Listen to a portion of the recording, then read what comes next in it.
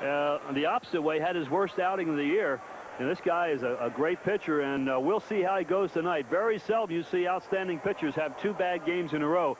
So I expect him to have a great one tonight. Yeah, the speculation on the bench tonight and in the press box, how will the game last Sunday affect Greg Swindell? He gave up 17 hits. He's not used to that. He has carried a no-hitter. Here he is now coming in from the bullpen. This fellow's carried a no-hitter into the 6th and 7th inning this year of a couple of ball games. Pitched extremely well all year long, and it was a bit different for him getting roughed up like that, but he stayed right in there. And the speculation tonight, how will it affect him? And I don't think you'll bother this young man. Oh, no, he come from a baseball background, you know, a great pitcher, University of Texas, and he was the youngest pitcher on the 1984 Olympic team, so he knows what it's all about. And I say, as I said before, the great ones usually don't have bad games back-to-back, and I think the Tigers expect he's going to be a little different pitcher than they saw in Detroit. Well, he's won 10, lost 2. Jeff Robinson, the Tiger pitcher, has won 6 and lost 2. Tigers here last night won the first game of this series in a very dramatic fashion. They got great pitching. Doyle Alexander was a tremendous pitcher. He had a 2-0 lead going into the 8th inning. A couple of bloop hits, a bloop pop fly, and then a ground ball that just stayed fair down the third base line. They got those 2 runs in to tie it up. And the Tigers, they just show their mettle, Al. They keep bouncing back. They got 4 in the 9th inning. Well, a lot of people are wondering how Detroit can stay up as far as they are. A lot of the scouts that I run into say they must be doing it with mirrors, because they just don't seem like they have the personnel as far as you look at the averages and the home runs and the earned run averages of all the pitchers. But here they are, just knocking on second place in the American League. And great credit to not only Sparky Anderson, but the whole ball club. Yeah, they're only 3 out of first place. And we'll be right back in just a moment.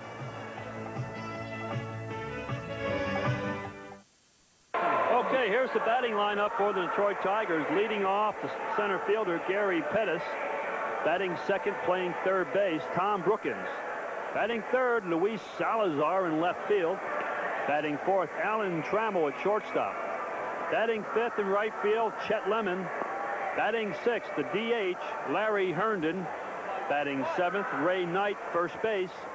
Batting eighth, the catcher, Mike Heath. And batting ninth, the second baseman tonight, Jim Whalewander.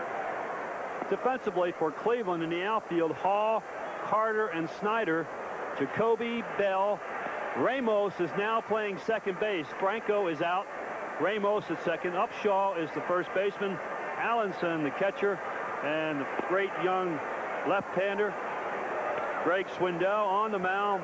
And you see his one-loss average, 10-2. He's the winningest hurdler in the major leagues. He's tied with Maddox of the Cubs, making his 13th start and appearance of this season, his 6th start and appearance at home, and of course his second straight one against the Detroit Tigers, who he was roughed up last Sunday, and that was only his second loss. Allowed 17 hits, 6 runs in 7 innings, and he lost that game 6-2 to Jeff Robinson, who was his opponent again tonight. He walked 2 and struck out 5. We must remember the time before last Sunday, he had to leave the game because of a stiff shoulder, so that might have had some effect on him in the game in Detroit. But this guy's a good one. He throws strike, good fastball, and he can throw a breaking ball when he's behind in the count. All right, a big crowd on hand tonight. They were expecting about 70,000 people. That is 70,000 people. I don't think we have that many here yet, but certainly above 60, and seats are taken in every section of this ballpark. Gary Pettis will lead it off, and the first pitch of the game is low. Pettis, Brookins, and Salazar will be the Tiger batters in the first inning. Ball 2, no strikes. That's Mark Johnson behind the plate tonight, calling the balls and strikes. Terry Kraft is at first base. Jim McKean at second. Mike Riley is the umpire at third base. Jim McKean is the crew chief. Ball 2 and strike 1 to Gary Pettis. He had a big hit last night in the 9th. And a strike, evens the count at 2-2. This fellow doesn't walk many. can't be deceived by the first 2 pitches being balls. He's around the plate. And he struck him out.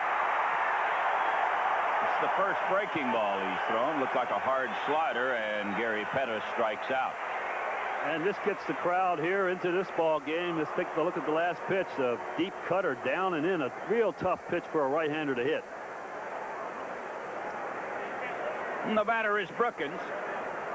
Tommy had a key hit in the 9th inning last night, a single that batted in 2. The Tigers scored 4 in the 9th to break a 2-2 tie.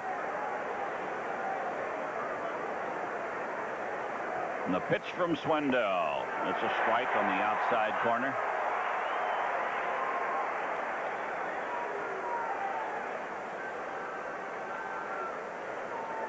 And the big left-hander gets ready. And this one's fouled away. Strike 2. Just a reminder that coming up later will be our Miller Lite Tiger home run inning. And if your postcard is selected and a Tiger hits a home run during the home run inning, you're going to win $1,500 from Miller Beer. So stay tuned. You could be a winner tonight. George, they shatter the press box window. They had a thing happen here. And you can see there where the ball hit is shattered the window. Again? Again. This just happened just now. Oh, that's 3 times. And Brookins strikes out. I'll give you this information. When they put those windows in, shatterproof, unbreakable, lifetime guarantee. Now, that's the 3rd window that's gone down. The last game, the second one in 3 games, Chuck Waslick tells us. The last game against Toronto, or the game before that, they shattered a window and it fell, the glass did, all down into the crowd. Now we get this one from Tom Brookins. The guarantee's no good. Better read the fine print. Yeah, read the fine print. Unbreakable, shatterproof, lifetime guarantee.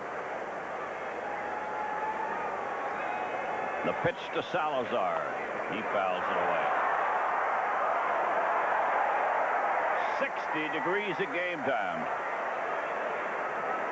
Very cool on the lake. It was in the 50s last night at game time. This fella drove in the go-ahead run in the 9th inning and a line drive base hit into center field. So Salazar continues. Sparky put him up there last night in the 9th with the score tied. He got a base hit to put the Tigers in front. Yes, Luis has been doing it all for the Tigers this year. He's kept up the pace from the very first game of the season. Well, he had 4 hits off Swindell in Detroit last Sunday. The batter is Trammell. Allen batting with a runner at first, 2 outs and a pitch low. Trammell batting at .332, 8 home runs, 32 runs batted in.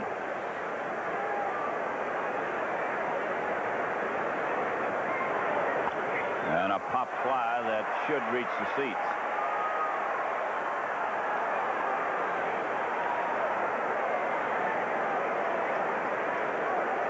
The Indians, with all of their great start, being in first place a long period of time this year, they are behind in their attendance before tonight. They'll go ahead of last year with this crowd tonight. But they're behind starting play tonight.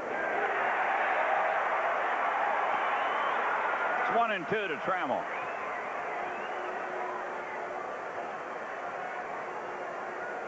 Allen wasn't too sure that was a strike, but he didn't say very much. He just questioned the umpire, and they really don't mind that.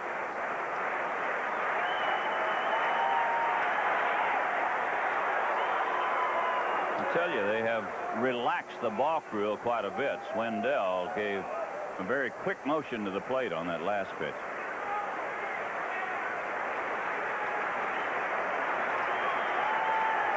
There's the runner at first, Salazar. He's there with 2 outs. The pitch, there he goes. And a foul ball. Ooh, Allen had a pitch to drive into right field. Over the plate, away from him, and he fouled it away. Salazar had a big jump on Swindell. Good base runner, good instincts. The 5 stolen bases has not been thrown out yet this year.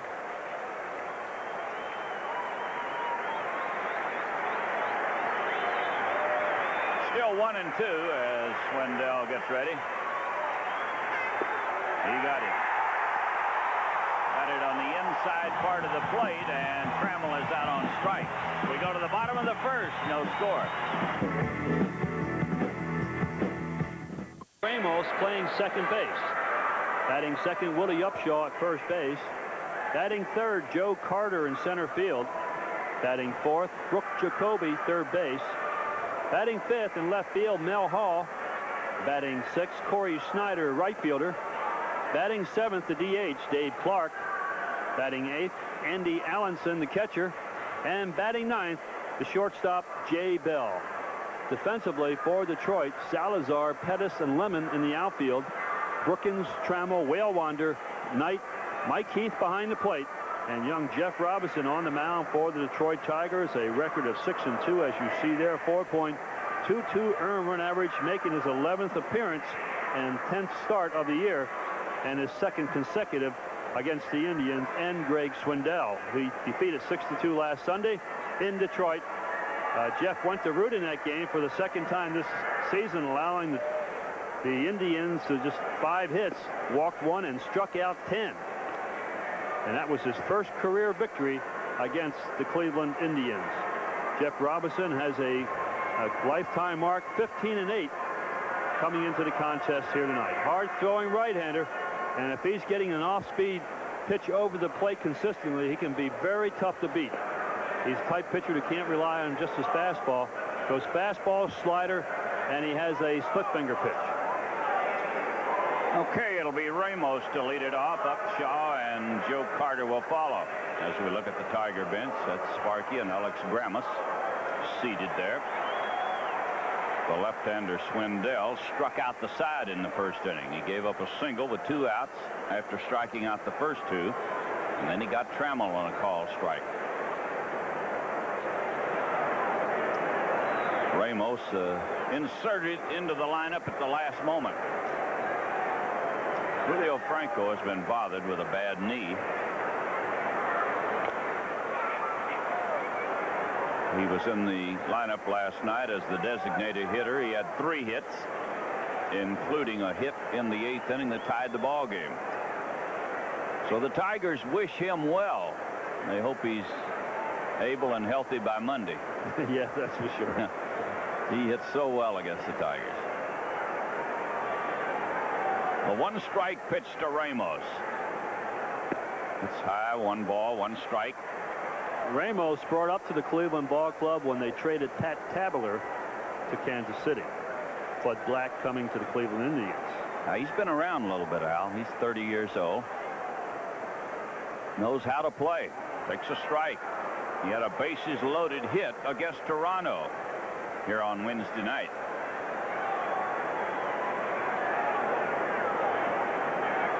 One and 2 as Robinson checks the signs.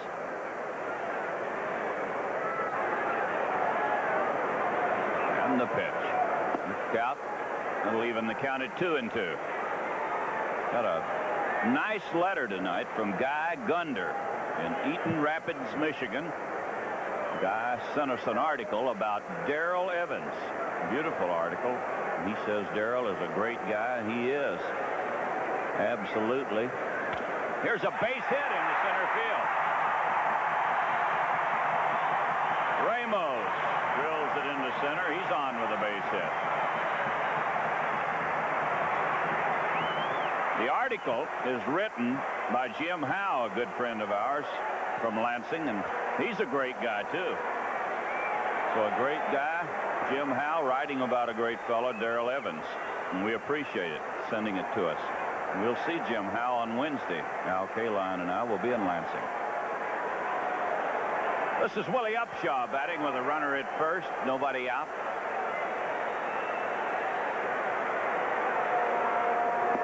And a pitch outside. Willie had a home run off of Robinson in Detroit in the first inning. With Toronto, it had a grand slam last season against Jeff Robinson.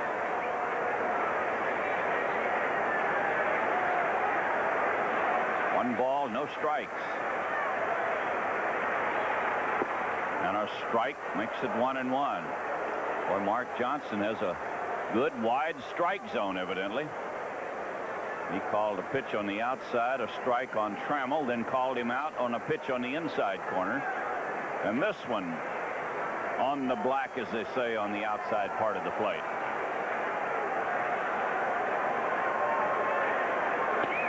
Breaking ball inside.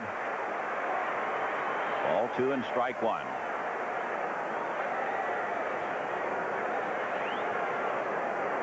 They can double this fella up. Willie Upshaw, he hits the ball sharply, does not run like he once did.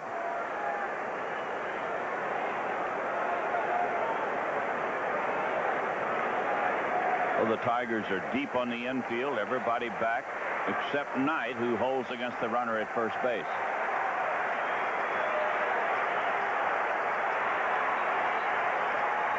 Jeff taking a lot of time here in the first inning.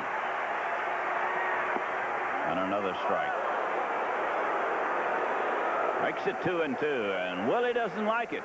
He didn't like the call on the first one. He didn't say too much and sort of pointed his finger at Mark Johnson after that call.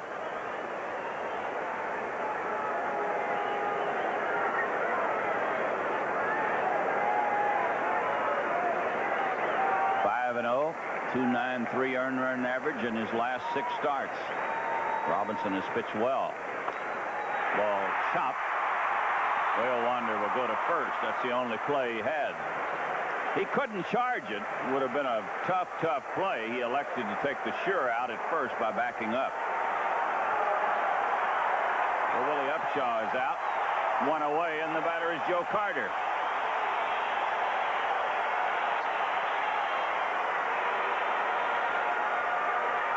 And Joe Carter, the RBI man of this ball club.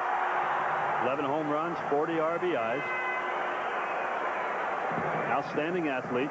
Played mostly first base last year, but he is an outfielder, and they have him in center field now. He's missed a couple of ball games. He's been hurt.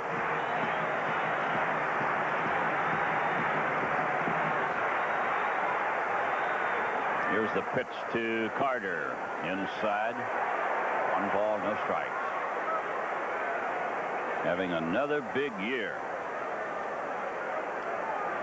He has 100 home runs and 100 runs batted, 100 stolen bases in his career. Not many ball players have that. Good stop by Heath.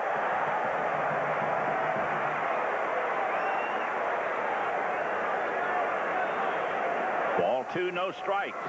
Brooke Jacoby will bat next.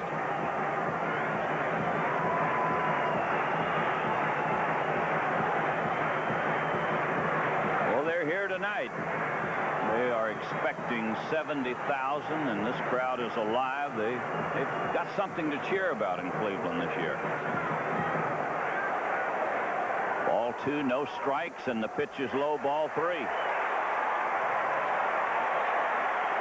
That's basically what was wrong with Jeff in Detroit. He was behind the hitters after the first 2 innings. Then he settled down and really started pitching a great ball game. But he's trying to be very careful with Joe Carter. He has a base open, and this fella can really hurt you. He might swing 3-0. Nope, he takes it. Ball 3, strike 1.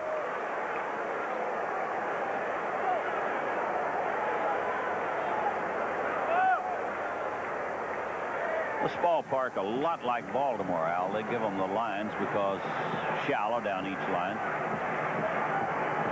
Goes out quickly.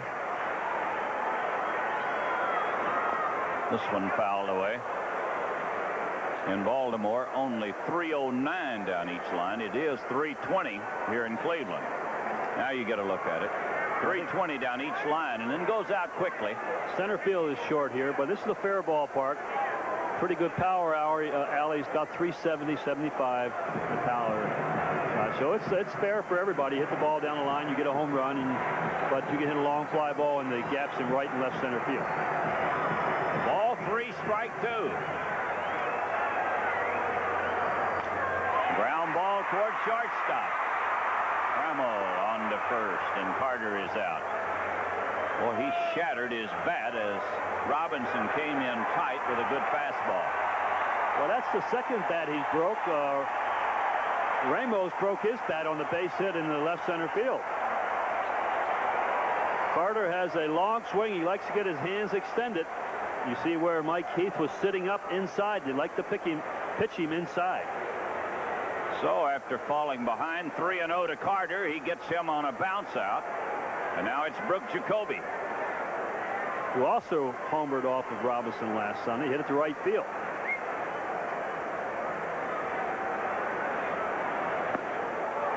Good breaking ball for a strike. This fellow has 5 home runs, as you see, 17 runs batted in.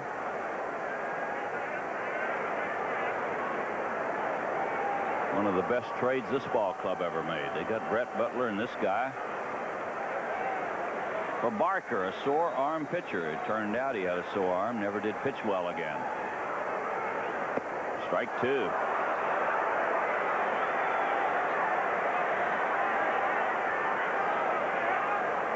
Two strikes to Jacoby. So after falling behind Carter 3-0, he's thrown nothing but strikes. 3 straight to Carter, now 2. Here's Ramos, the runner at second. 2 strikes to Jacoby.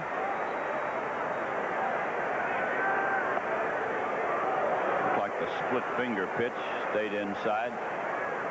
Might have been good that it did. It didn't break much. Well, when Jeff's getting a breaking ball over the plate, it gives the hitter something more to think about, and he does have a good live fastball. It's 1-2 to Brooke Jacoby. I'll make it 2-2. This is Doc Edwards, the manager of the Cleveland Ball Club. 13 years he played in the major leagues. 238 career batting average. He had to be a pretty good catcher to stay 13 years. And talking about batting averages, see what Sparky's saying? Don't put mine up there. He's telling Mike Heath what to throw right now. Yeah, he sure is. Breaking ball. Don't give in to him. He's a good fastball hitter. We'll see what happens. Probably throw the fastball. It's low, ball 3. Well, he had him in a hole, 2-0. Now it's 3-2.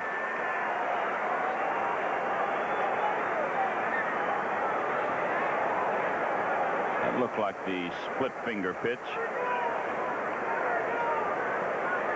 Warren Spahn said yesterday that's the same pitch that we threw when he pitched, and we called it a forkball.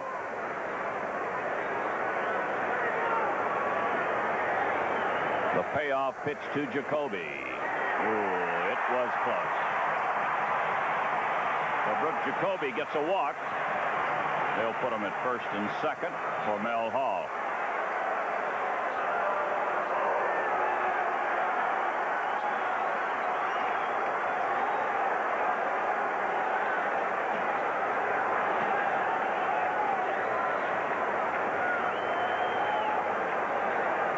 Jeff Robinson trying to get him out in the first inning.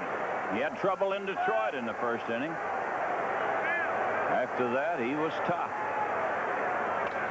Ground ball. Brookins can't make a play anywhere. He did well to come up with it. That's the third bat broken in this inning. Tommy playing off the line at third base, playing the percentages. This ball is hit on the hand. Tommy does a good job of stopping the ball from going to the outfield. He would not have had to play any play. No, just as well he bobbled it. Had he come up throwing that ball, a lot of bad things could have happened. So the bases are loaded for Corey Snyder. And Sparky's coming to the mound.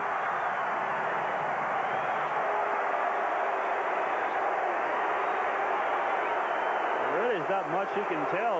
Young Jeff Robinson, he's been throwing the ball well, and the hits that they've gotten off of him have been the handle shots that have been broken the bats.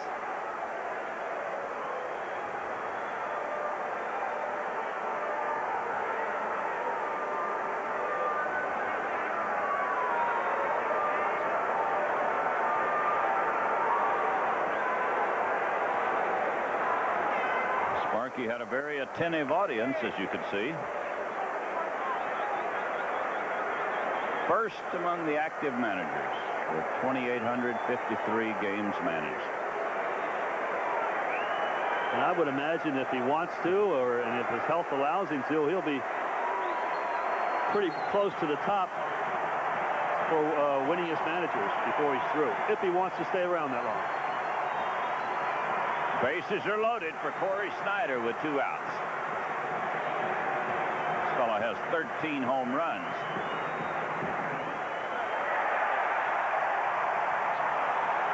Jeff's having some problems getting the ball over. He was 3-0 to Carter before he got him out. He walked Jacoby on a 3-2 pitch. Now he's behind Snyder. Ball hit to Brookins. Should get him out of the inning, and it will. Corey Snyder bounces it down to Tom Brookins, and at the end of 1, it's 0-0.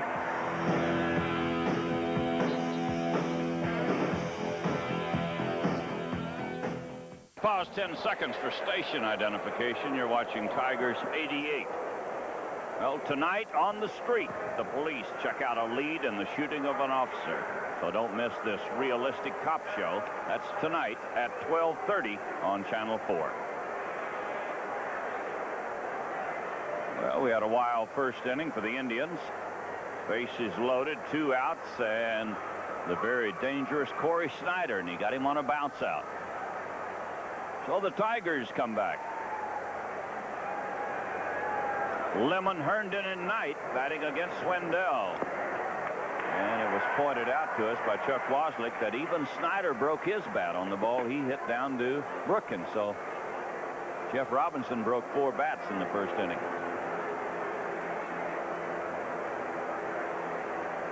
He throws what they call in the trade a very heavy ball. If he gets it in on you or the end of the bat, you have a good chance of breaking it. Here's the pitch to Lemon. Outside. 1 ball, 1 strike.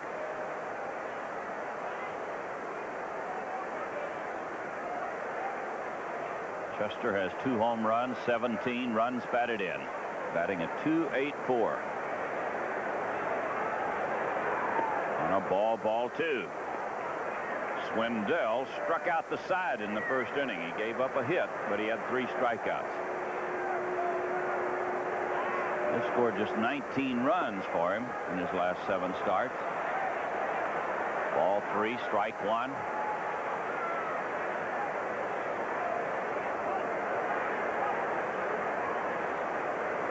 Chet Lemon will be ready for this one if it's to his liking. And he fouled it away.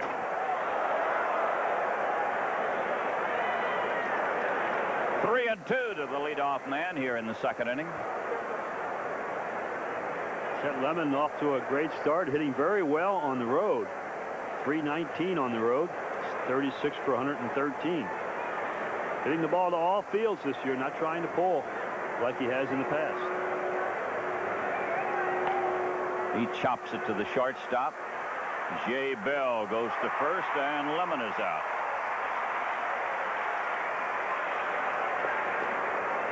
So there's 1 away in the second inning, and the batter will be Larry Herndon.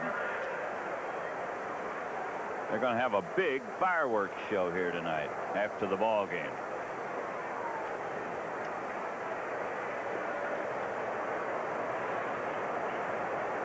And a big crowd on hand. They are estimating 70,000 here tonight. Expecting that many. Pitch is low to Herndon. Hondo getting his batting average up after a very slow start. Enjoyed his finest year last year. Hit .324. Foul to the screen. Makes it 1-1. Did they take the screen down? Didn't the screen used to come all the way up? Yeah, it is gone. The screen has vanished, sort of like the Texas Stadium and one other place we've been this year.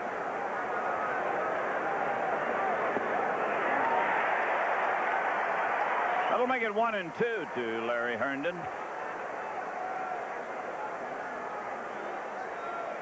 Now they're going to put a new screen up. C.B. Waslick tells us next week they're going to put it up right here. This is all open right now. He's out. Mark Johnson waved him away, and Larry Herndon is out on strike. Boy, it looks like it's a hitter's delight. I mean, the pitcher's delight here in this game. Take a look at it again. A lot of hitters are complaining. That's like a pretty good pitch. That is strikeout number 4 for Swindell. If those 17 hits last Sunday are bothering him, nobody knows it yet. Ray Knight, the batter. 1 ball, no strikes.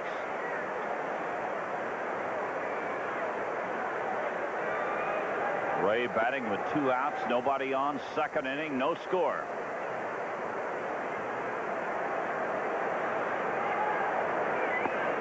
Ball 2. Ball 2, no strikes. This left-hander is throwing a little harder than he was up in Detroit.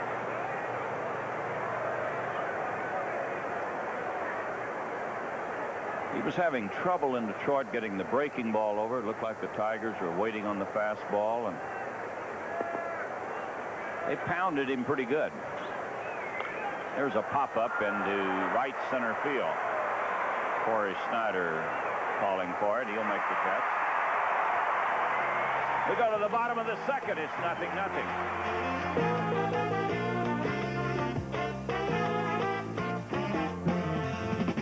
TV schedule this Sunday now, day after tomorrow, June 12th. We'll be here in Cleveland at 1 o'clock, and then we won't be with you for a while. Friday night, June 24th, we're going to be in Toronto at 7:30, and Sunday, June 26th, in Toronto at 1 o'clock. So after Sunday, a couple of weeks before we'll be back on the air. So, George Kell, there's a rumor going around that there was someone running around the parking lot last night in their pajamas looking for some cookies. I tell you what, to tell you and Chuck Waslick anything, I'd rather put it in the paper or on television. I mean, I don't know who that could be, and why people would contact me and say, beware of the cookie bandit, I don't know. Well, I thought you might want some cookies about midnight with a glass of milk, and oh, you weren't here. I wasn't here. I just got in. Don't put the blame on me now. You didn't show up. You got into it. Now get out the best you can. Oh, I'm guilty. I'm guilty. I like to see you running outside in your pajamas and your robe on. Oh, hey, I was covered up pretty good. Here's Dave Clark to lead it off, and he fouls it away.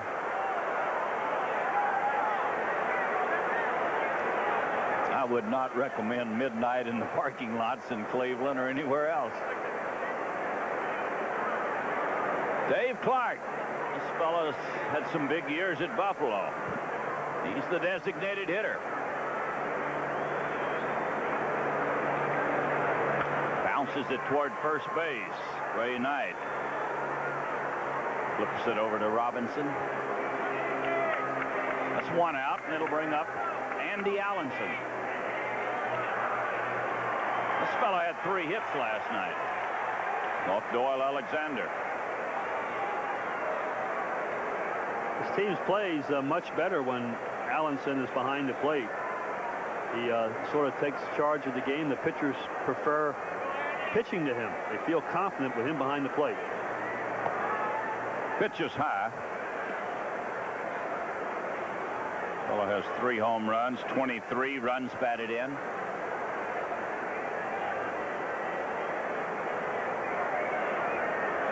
We're in the second inning, 1 out, nobody on. And he taps it foul.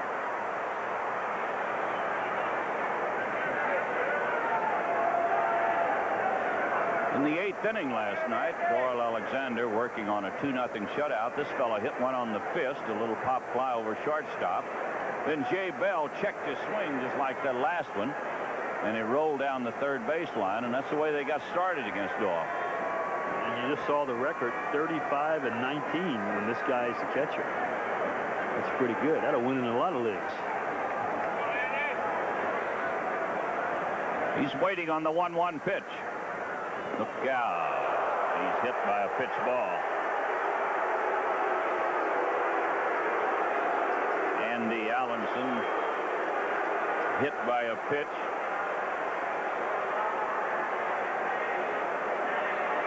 He acts like he's a little upset, but they didn't hit him on purpose.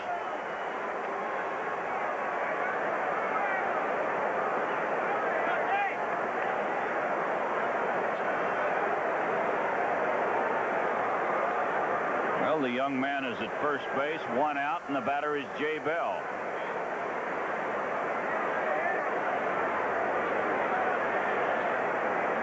Jay Bell batting at 197. He takes a pitch low. This fella's an excellent fielding shortstop. They got him from the Minnesota Twins when they sent Bert Blyleven over there, and he hit fairly well in the minor leagues, but he's struggling up here.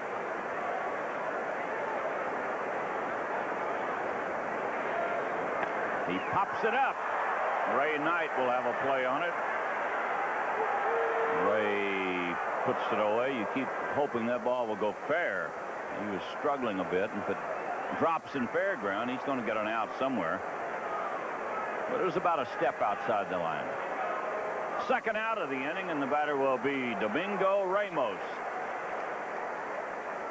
Ramos had a single his first time up.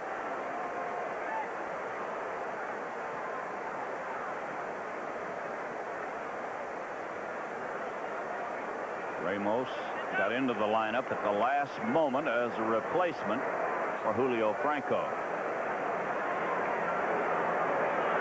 There goes the runner. Throw to second, and he's going to be out. Mike Heath made the throw down to Whale Wander, who put the tag on him. At the end of 2, it's 0-0.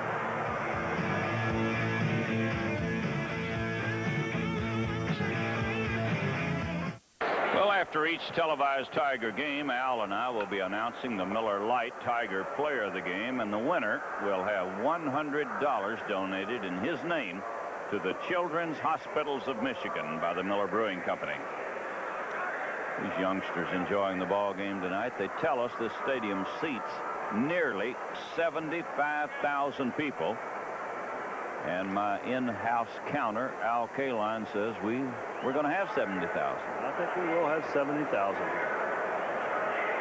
They're still coming in. I would imagine a lot of people had to park uptown somewhere.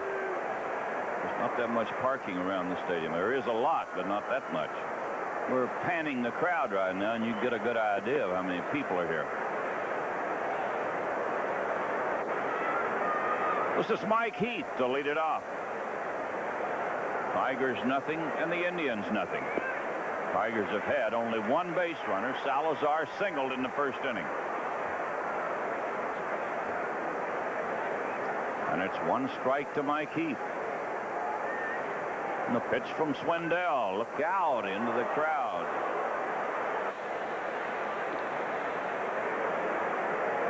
We'll make it strike 2. Some fella got a hand on it, and nobody gets hit.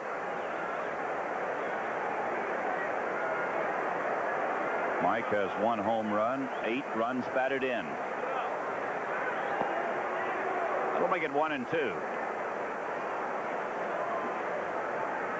All the hitters should know by now, if it's close with 2 strikes on you, you better be swinging.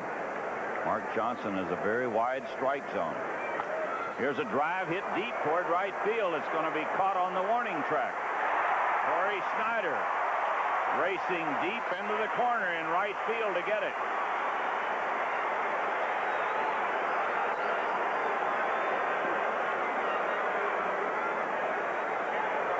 That's the first out of the inning, and it'll bring up Whale Wander. Whale Wander filling in for Lou Whitaker. Has done a good job when called upon by Sparky Anderson, hitting .286.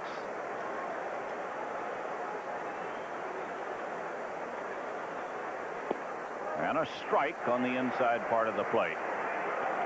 Ted and Karen Kovaleski from Grand Rapids are here, and the Kovaleski, that's a famous name in Cleveland baseball history. They had a brothers battery here. Stan Kovaleski, one of the great pitchers of all time, way back there. Back in the days of Steve O'Neill, and they all came out of Nanticoke, Pennsylvania. Nanticoke. I've heard that story so many times from Steve O'Neill. He says, man, we dug the coal out of the ground and we wore out. Here's a bouncer to third. And out at first is Whale Wander.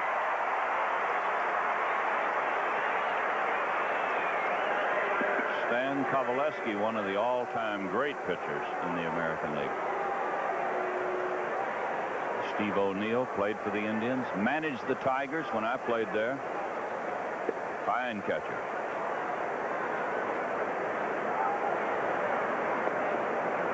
Here's Pettis. He struck out his first time up. And a pop fly. This may drop in. Nope, it's going to be caught by Ramos. He slips back into the outfield grass. We go to the bottom of the third. It's 0-0.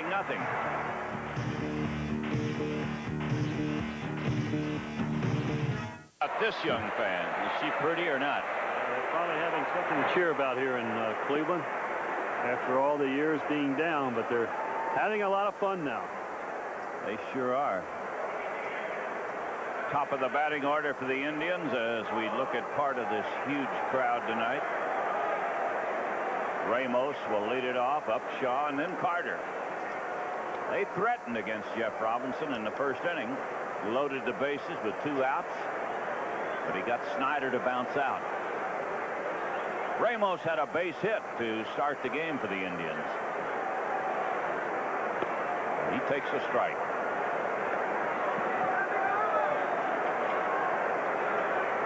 Tommy Brookins plays in shallow at third, and Knight's in a step or two at first base. Breaking ball hangs inside.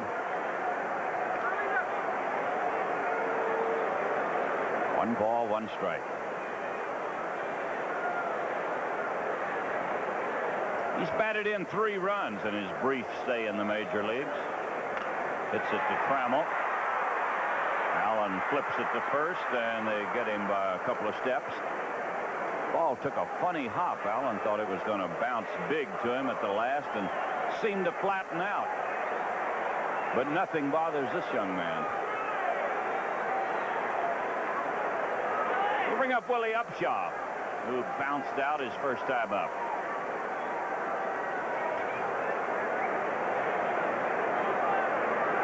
Willie has 6 home runs and 16 runs batted in. And a good breaking ball for a strike. Willie, a very fine player for Toronto for a number of years. The last couple of years, he started to slip somewhat, getting off to good starts and then taking a nosedive the second half of the season. He did have 15 home runs last year for Toronto. You can see the graphic. He's hitless in his last 15 trips. And he pops this one out of play.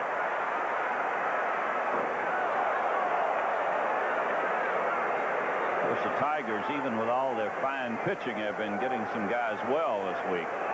Ripken had a big series. Murray had a big series in Baltimore. Franco was 2 for 18 coming into play last night. He had 3 hits.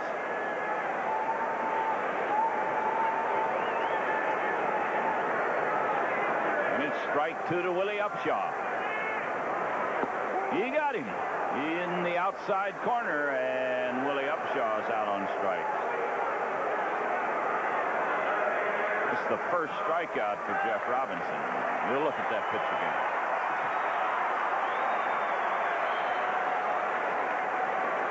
I don't think you can complain on that pitch. 2 strikes, gotta be swinging. And the batter is Joe Carter. Joe bounced to Trammell in the first inning.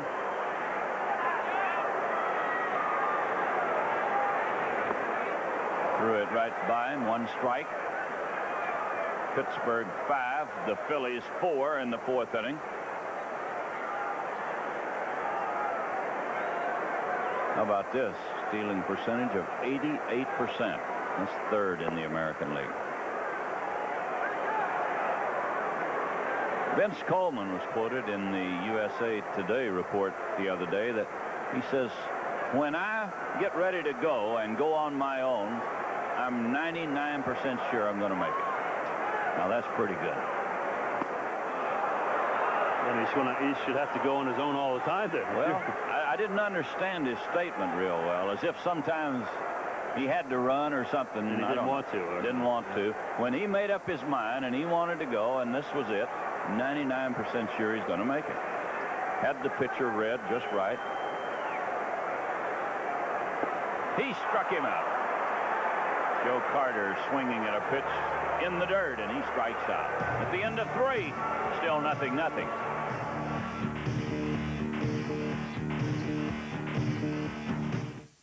This is Mr. Art Modell, who owns the Cleveland Browns football team, and this is part of the private boxes they have here. They have beautiful private boxes all the way around. Chuck will pan it for us here, have it panned, and get a look at some more of them. Just a beautiful place to watch a ball game on a pleasant summer evening, a little bit on the cool side. 60 degrees at game time.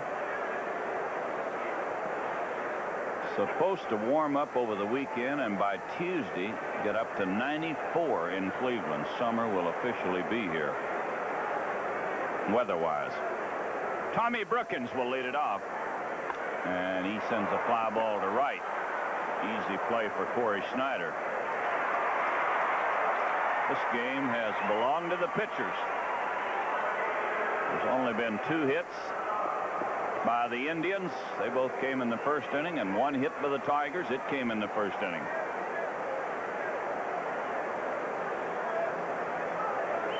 And here's the man that got the Tiger hit, Luis Salazar. He also has 5 RBIs against Cleveland.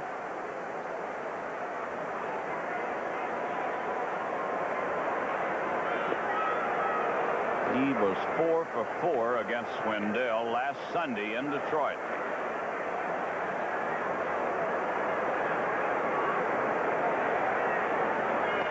And a drive hit deep into left center field. On the run is Carter. He's going to catch it. Joe Carter just ran it down in deep left center field. Well, Luis gives us a long ride, but this big fellow in center field, great speed, just outruns the ball.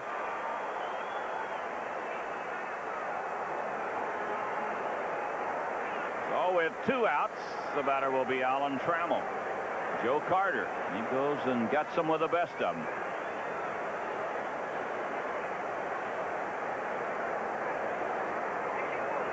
They had him at first base most of last year because Brett Butler played center field. Butler became a free agent, signed with the Giants, and Carter went back to his natural position.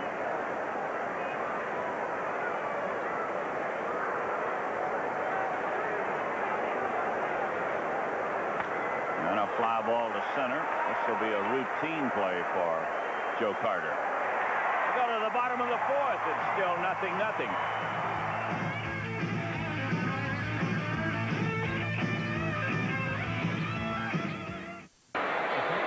Come the Indians in the 4th inning. They'll be sending up Brooke Jacoby, Mel Hall, and Corey Snyder against Jeff Robinson.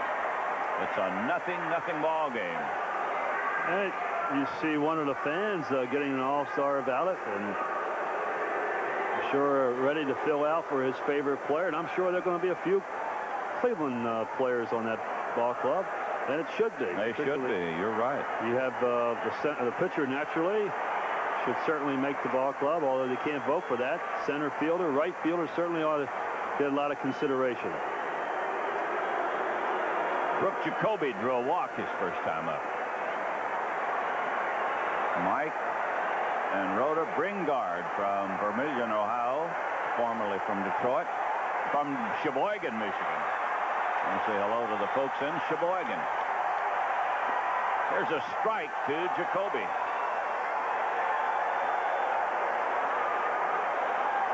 As Al told you earlier, he got one of the 2 home runs off Robinson in Detroit last Sunday. And he pulls this one foul. He has developed into a fine third baseman. His name was mentioned a lot last year and the year before, a possible trade, because he was a good hitter, but he didn't feel his position very well at third base. But he has improved, worked very hard, and everybody knows he's a fine offensive player. 32 home runs last year. He has 5 this year. There's one down the corner in right field. This ball is foul. Ooh. Chet made a good effort for it, but he did. He was going full blast, knowing that the wall was coming up pretty quick.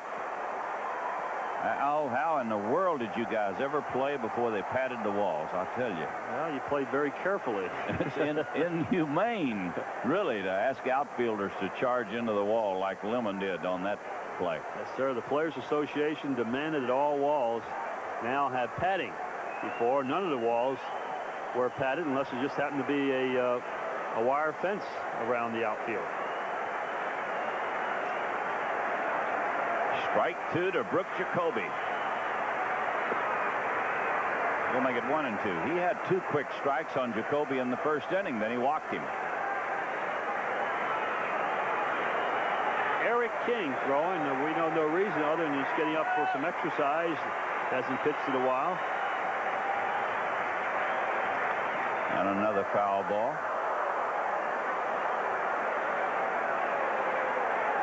1 ball, 2 strikes to the leadoff man here in the 4th inning. Indians nothing and the Tigers nothing. Before about 70,000 people. I haven't seen this many people in Cleveland Stadium in a long time. This one outside. If you watch him on during football season, it's packed like this all the time. Once a week. 7 times. 7 times. A year. Or 8 or whatever. Ball 2 and strike 2. Jeff Robinson getting ready. Well, he's 3-2 again after getting 2 quick strikes on Jacoby. I don't know what happens after he gets 2 strikes on him. He walked him in the first inning. One thing he is doing when he's throwing the ball inside, he's throwing it. He's not aiming it inside. And he's throwing the ball as hard as he can. And if he makes the mistake, they're not going to hit it too well. He walked him. Well, for the second straight time, he has gotten 2 strikes on Jacoby and then walked him.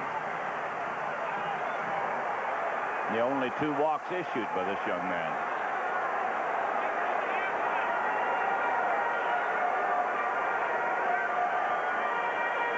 Billy Muffet says, I don't understand it either. We'll bring up Mel Hall, who had a single, an infield single his first time up.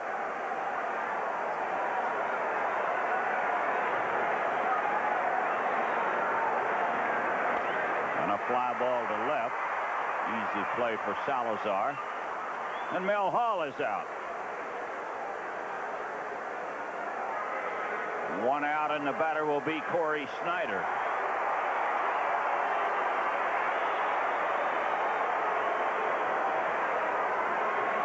Corey Snyder was the batter in the first inning with the bases loaded. 2 outs. And Robinson got him to bounce to third base.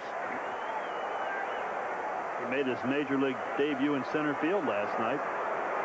Corey had played a lot of right field last year, shortstop, third base.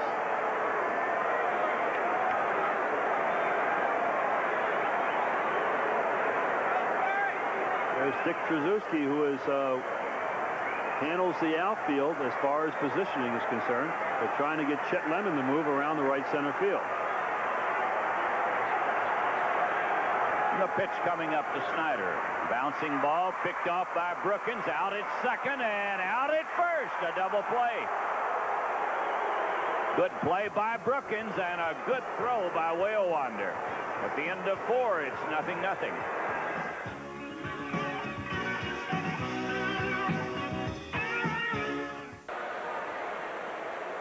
We're going to show you the double play ball. Snyder Rips it to the left of Tommy. And Whale Wanderer does a great job of turning this double play. Jacoby coming down hard on him. Whale Wanderer is amazing and little he gets the chance to play, but he seems to do a great job whenever he's called upon, and that's hard to do. It is hard to.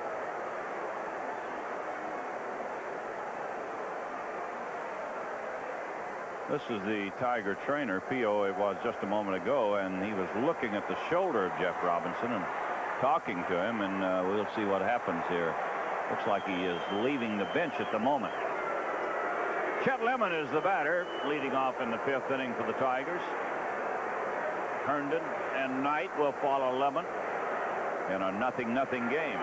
And a long belt. If it stays fair, it's a home run, and it is fair ball. Home run for Chet Lemon. He hit it right over the top of the foul pole, and it took both umpires going down the line to call it. And Chester stood at home plate. He figured the ball was going to hook foul, but the ball just stayed on line. Both umpires giving it a good look. Chester Lemon hits number 3 for him this season. Plenty of distance from the moment it leaves its bat. It's got plenty of distance. Now watch Lemon, the umpire at the plate. Everybody's helping out a little bit. Chester says, yep, it's a home run, that's all. 1-0, the Tigers lead it here in the 5th inning. And the batter is Herndon. And a pitch outside. And we understand it's the first home run allowed by Swindell in 34 innings. 1 ball, no strikes, and a fly ball to right. This is Corey Snyder. And Larry Herndon is out.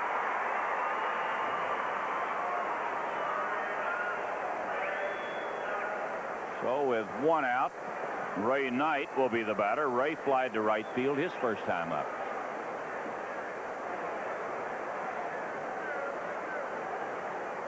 A 1-0 ball game. Chet Lemon's home run has been the only run of the game. Tigers have had only 2 hits, a single by Salazar in the 1st inning. Lemon's home run leading off here in the 5th. And the pitch is low to Ray Knight. And you see Ray Knight's batting average creeping up. Ray's always been a good hitter, a .275 lifetime hitter. Struggled in the early part of the season, but have been hitting real well. It's ball 2. These same 2 clubs play tomorrow afternoon and again on Sunday afternoon. And a strike. Ray Knight watched a good one sail by. After the game here on Sunday, the Tigers come home. They'll open a big series and a big homestand. Here's a base hit into left. Ray Knight bangs it hard into left field. He's on with the Tigers' 3rd hit. After the game here on Sunday, the Tigers open at home Monday night, the 13th, against Baltimore. They'll have 3 night games next week against Baltimore. Then on Thursday night, Toronto comes in to start a big weekend of baseball. Thursday, Friday, Saturday, and Sunday. 2 night games, Thursday and Friday. Afternoon games on Saturday and Sunday. And then the Yankees come in. 3 night games starting on the 20th. And a base hit on the hit and run. Knight heads for 3rd. He may score. They're going to wave him in. And safe. And now Knight goes back to 2nd. Oh, he would have scored easily. They were waving him in, and for some reason, Ray Knight stopped. Yeah, he was waving in all the way, but Ray, maybe having a little trouble rounding 3rd base, decides to stop. The hit and run's on. Mike Heath, who is a much better hitter, you see Ray running the way you're supposed to, watching the ball all the way, just out of the reach of the 2nd baseman, Ramos. The ball goes into right center field. Corey Snyder, good job cutting it off. Throws to 2nd base. Close play at 2nd. And Ray Knight, boy, great camera shots. Getting Ray. Look at, you can see Alex Graham is I think one of the umpires are hurt. He was waving Ray Knight around, and as soon as he touched third base, he stopped him. So it's not Ray Knight's fault. Gramis would rather be sure than sorry, so he holds him up. I was watching the play at second. He had been waving him in. I think that's great camera work by. Well, we don't know what's happened at third. All the umpires congregating down there. Oh, we're waiting for Mike Heath. He had left second base to go to the dugout. Now Mike's coming back. Mike grabbed the back of his leg like he might have pulled a leg muscle.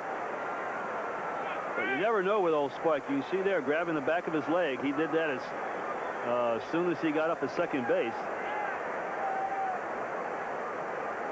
Take a look at the play at second and watch it when what happens when he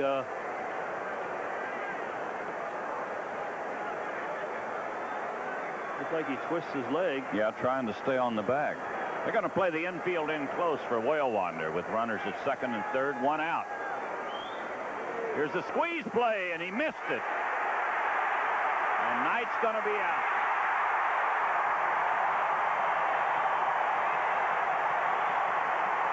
Whalewander just threw his bat away after he missed the pitch. He had a fastball right down the middle, and he just missed it.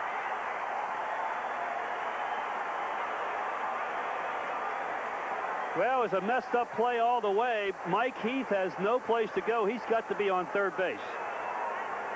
He's got to be running if he knows the sign, and it's going to be a squeeze. Once he sees Ray Knight leaving, he's got to go to third base. So now they are in trouble. Looked like it might have possibly be a big inning, but now man on second base and one out. Two outs. And the pitch to Whalewander. Ground ball hit towards second. That'll get them out of the inning. Tigers get a run on the home run by Lemon, and they lead it 1-0.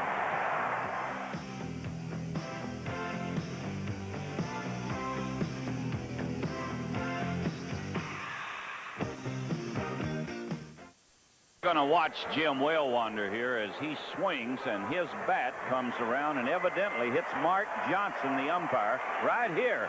And right there. And Mark is, well, they have him on his feet right now. He's been down the whole inning. They have him on his feet at the moment. This is a replay.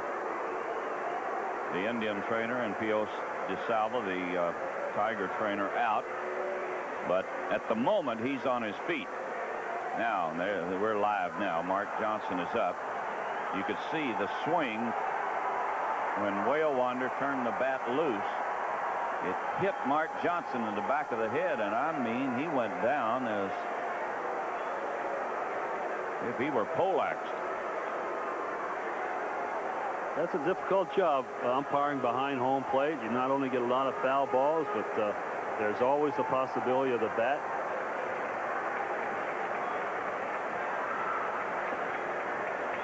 And it looks like he's going to rough it out, looks like.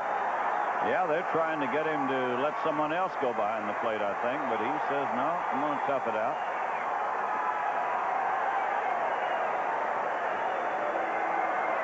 Well, he took a pretty good blow to the head. That's got to be about as a weird half inning as you'll ever want to see. A lot of things happen in that inning. A lot of things happen. Nothing good for this fellow, nothing good for the Tigers except the home run by Lemon.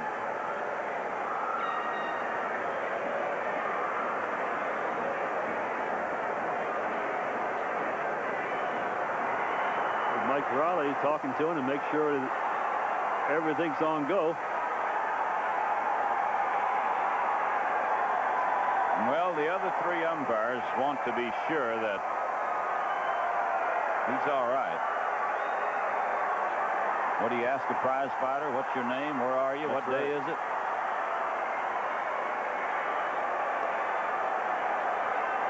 The first hitter he calls out this inning, he'll liable turn around and ask him, are you sure you're all right? It's a tough life, I tell you. We were talking before the game today about umpires getting 2 weeks vacation, time off. This has just happened in the last few years. Ball players get time off. tough left-hander, tough right-hander pitching, or they're tired a little bit, they're out of the lineup. Umpires never used to get any time off at all. And plus, the umpires, most of them don't live in towns that the teams go to, that they have to umpire in, so they don't get a chance to see their families at all, in most cases. They are gone all summer. Tough life. And yet there's no shortage of people wanting to be Major League umpires. Well, Dave Clark will lead it off. Dave bounced to first base his first time up. Bottom of the fifth, Tigers lead it 1-0. And a pitch low to Clark.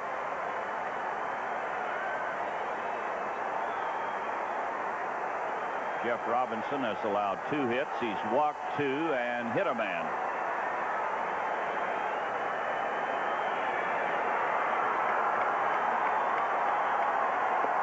And a pitch inside, ball 2. Ball 2, no strikes to Dave Clark. He has a lot of power, 30 home runs last year in Buffalo. Looks like he hits the ball well to the opposite field. Here's the 2-0 pitch. Foul back into the upper deck.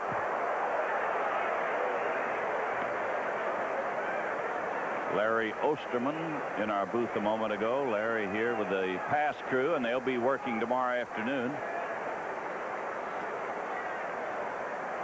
Larry O from Kalamazoo.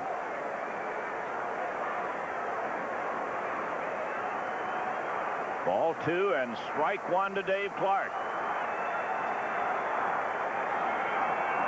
And another foul ball.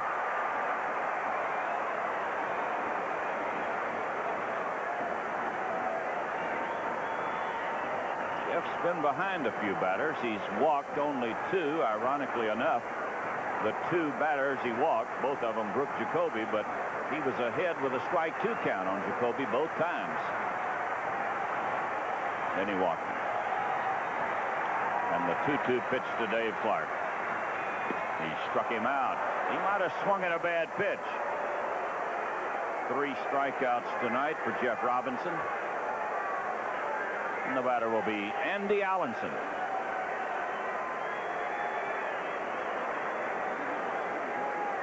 They've been pitching Clark inside. This time he goes away. He gets a little anxious. He looks like he likes that pitch out there, and he sees it, and he wants to swing at it. A little out of the strike zone.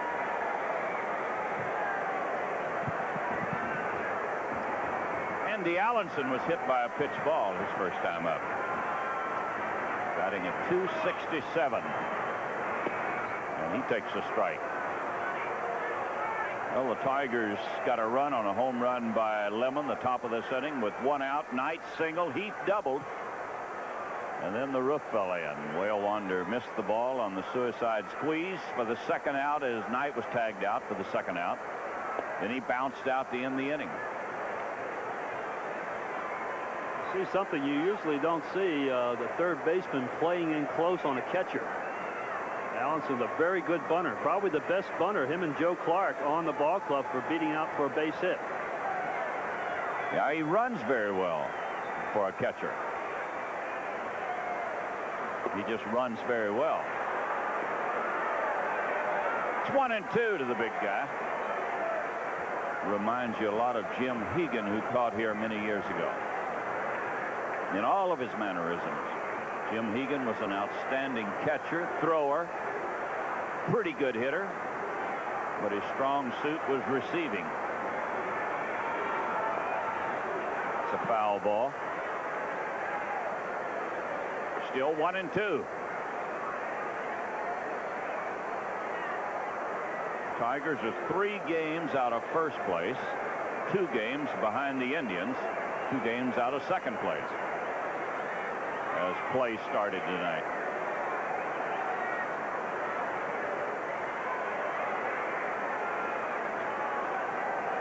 Jeff Robinson delivers, and he pops it up. Ray Knight will handle this one at first base. And Andy Allenson is out. So there's 2 outs in the 5th inning. That'll bring up Jay Bell. Jay Bell is 0 for 1. He fouled out his first time up.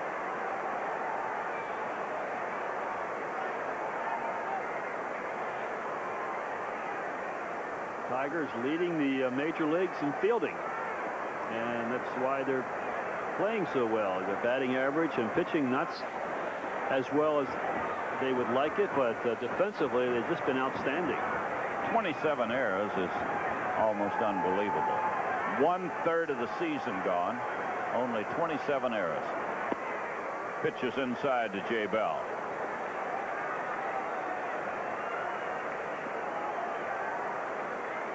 I think Julio Franco made that many 1 year here in Cleveland at shortstop before he settled down. And a strike makes it 1-1.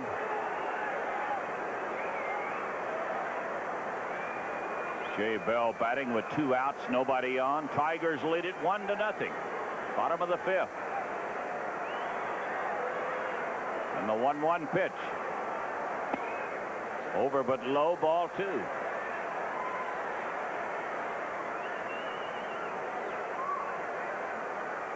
It's going to be a traffic jam to end all traffic jams when the fireworks are over tonight.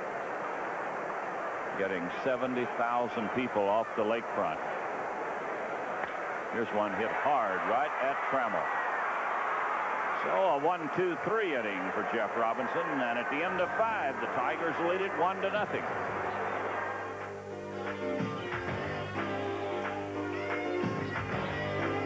Pause 10 seconds for station identification. You're watching Tigers 88. Well, stay tuned to Channel 4 for the latest news, sports, and weather. It's coming your way tonight at 11 on the News 4 Night Beat. And just a reminder that coming up later will be our Miller Lite Tiger home run inning. And if your postcard is selected and a Tiger hits a home run during this home run inning, you're going to win $1,500 tonight from Miller Beer.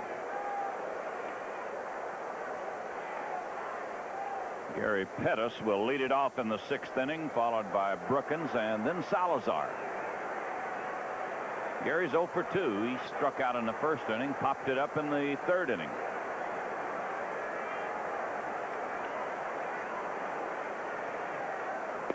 And a strike right down the middle of the fastball. Starters have gone into the 6th inning in 54 of their 58 games. That's why Cleveland is in 2nd place. Knocking on the door at 1st place. Getting much, much better pitching this year.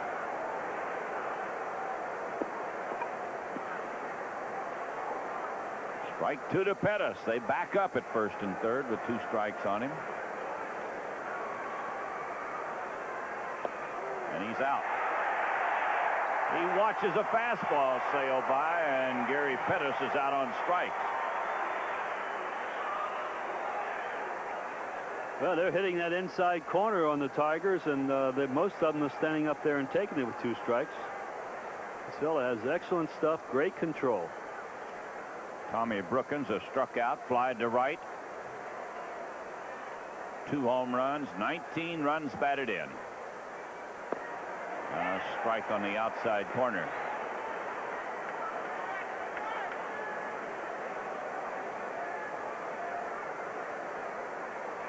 They play him toward right field. This one inside. Schneider is in shallow and over toward the line and right. Carter shaded toward right field. And he fouls this one away.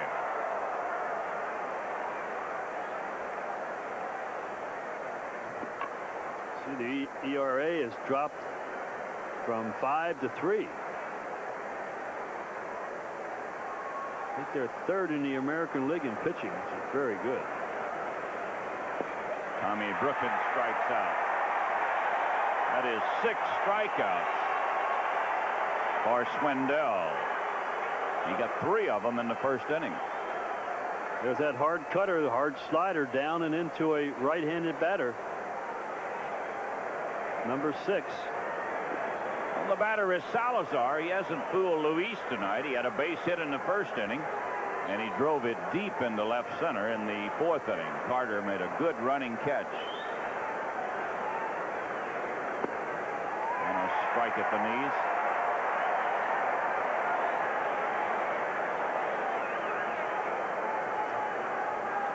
Two outs, nobody on. Sixth inning. And a bunt that's foul.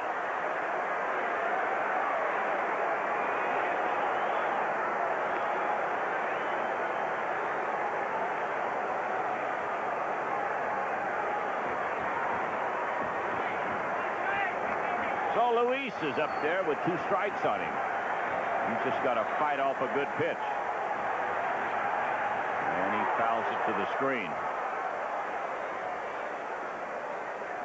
Well, that's the way you hit with 2 strikes on you. Don't take anything close. Hammer away at it. And Luis fouled this one back. Yeah, you can't look for location when you have 2 strikes. You just have to look for the ball and swing at it. Until you get 2 strikes, you can look location, inside, outside. Fly ball to center. Carter waves everybody away. We go to the bottom of the 6th. It's 1-0 Detroit.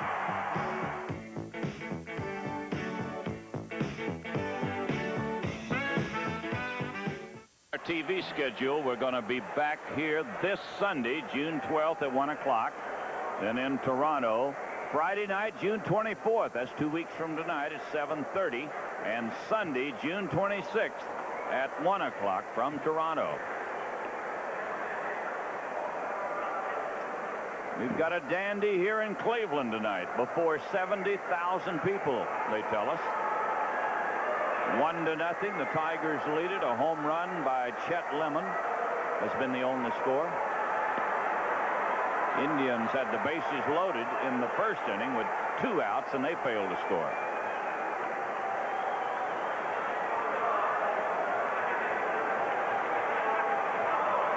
So they'll start with the top of the batting order. Domingo Ramos, Willie Upshaw, and Joe Carter.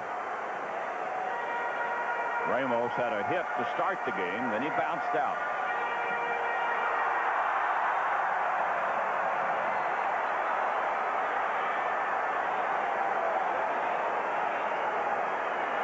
And the pitch to Ramos. It's a ball.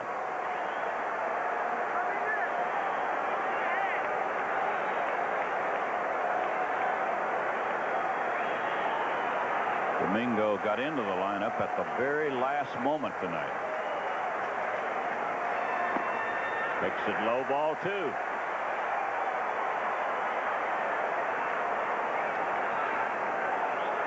Ball 2, no strikes to the leadoff man.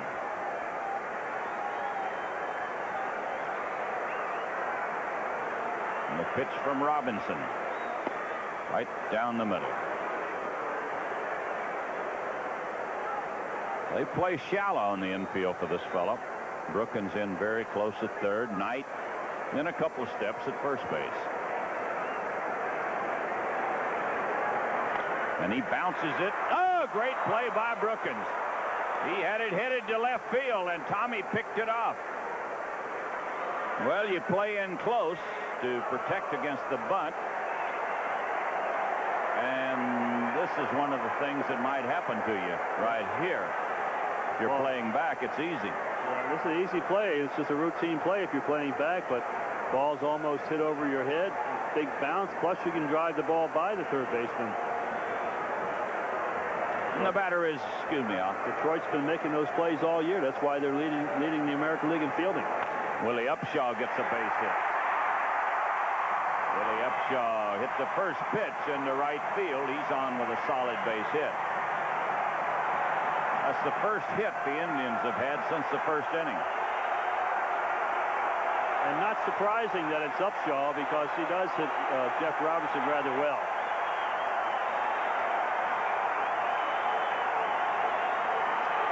So a 1-out single, and the batter is Joe Carter. He has bounced out and struck out.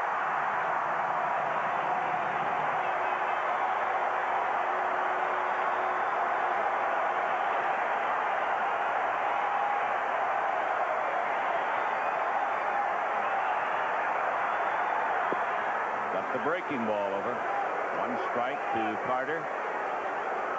Robinson went to 3-0 on Joe in the first inning. Then he got him on a bounce out. Here's the runner, Willie Upshaw. Now he'll run. Doesn't have great speed, but he will run. Here's a tap. He'll go to second, and there's nobody there. Oh, Mike Heath made a great throw to second, and nobody there. Yeah, Trammell just goes to sleep on this one. Very seldom you see Alan Trammell not in the ball game. This ball bounced. You can see there, Mike just charges out just in fair territory, and he just throws the ball for the bag and right over top. And we're very lucky, the Tigers are very lucky that Willie Upshaw didn't know what happened. Watch Willie Upshaw. He goes to second, and he's hunting the ball now. He didn't see it go to center field, and he stays at second base. Well, Mike Heath played it exactly like you're supposed to. He came up throwing. He just knew for certain that Trammell was going to be there and maybe turn a double play.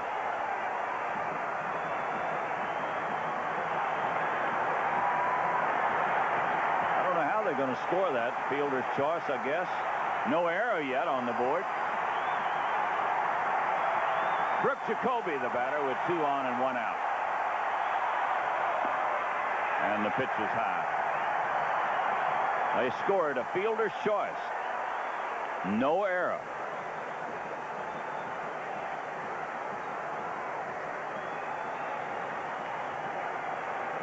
Brooke Jacoby has been to the plate twice, and he's walked both times. Had a good pitch to hit, and he fouled it away.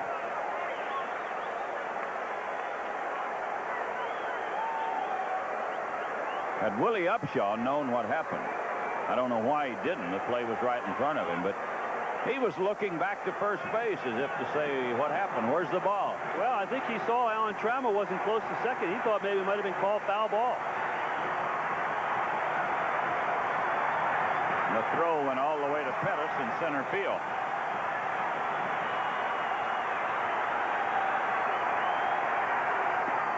Pitch is low. Ball 2 and strike 1. Well, he doesn't want to walk him this time. That would load the bases with 1 out.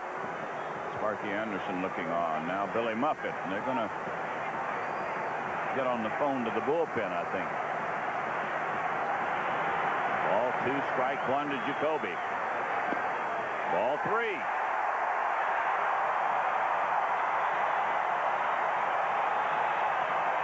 And it looks like Eric King ready to throw. Ball 3, strike 1 to Brooke Jacoby. 2 on, 1 out.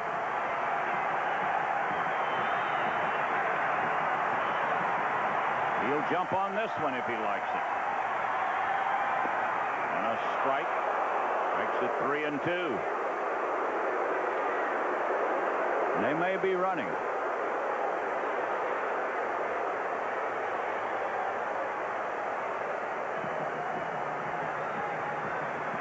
Ball 3, strike 2.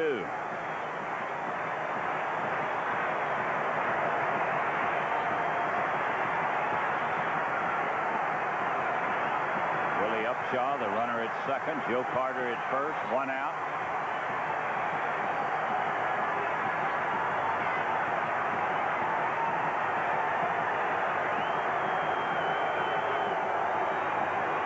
Pitchers don't matter. They don't mind too much the runners going on a 3-2 pitch. They figure the batter has a tendency to swing more to pitch that's a borderline pitch rather than take it, and it might be ball 4 if the runners are going. Here it is. Nope, he walked it. 3 times tonight he has walked Jacoby. And the bases are loaded for Mel Hall.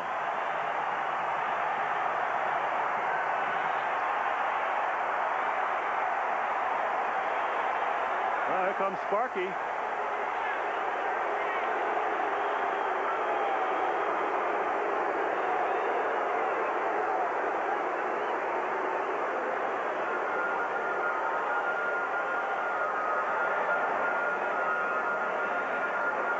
Well, he has Eric King throwing. He had been throwing earlier. Now this inning he has not been throwing all that much. He started throwing when Jacoby came to the plate. He's going to leave him in there. Mel Hall has had an infield single tonight and a fly ball to shallow left field. So the bases are loaded, 1 out. The Tigers have a 1-0 lead.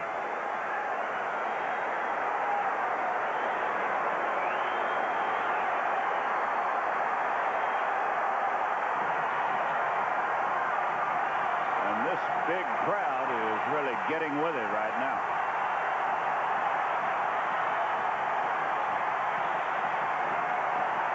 The pitch coming up to Mel Hall. Fly ball to left. Now we get a run in. Backing up is Salazar. He'll go to third base with it. And we have a tie ball game.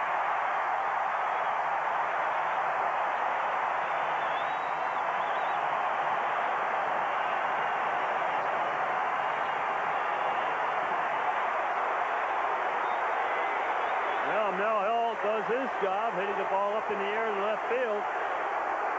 Tie this ball game up. Now Jeff Robinson has to get out one of the hotter hitters in the American League, Corey Snyder.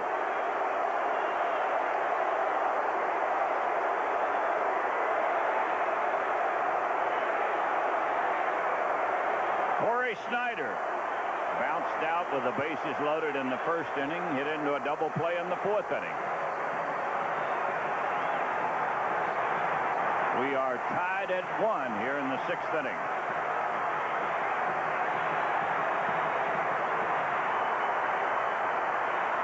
And the pitch to Snyder. It's a ball.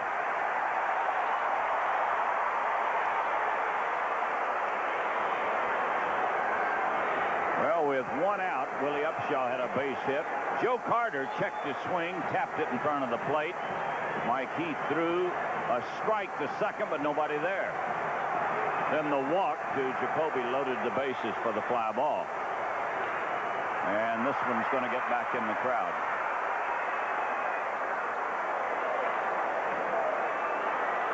One ball, 1 strike to Corey Snyder.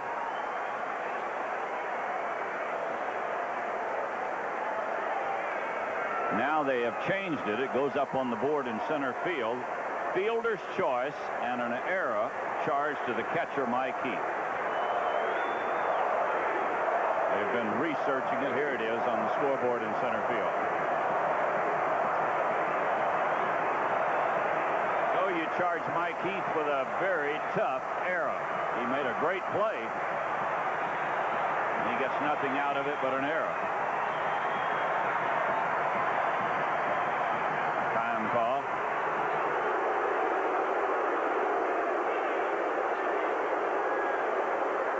I don't know what this is all about. Looked like Robinson and the runner at second base.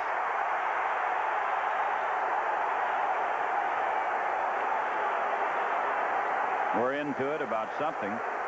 Joe Carter is the runner out there, and Robinson just started walking towards second. I don't know what happened. All the Indians came out of the dugout. Nobody but Sparky came out of the Tiger dugout.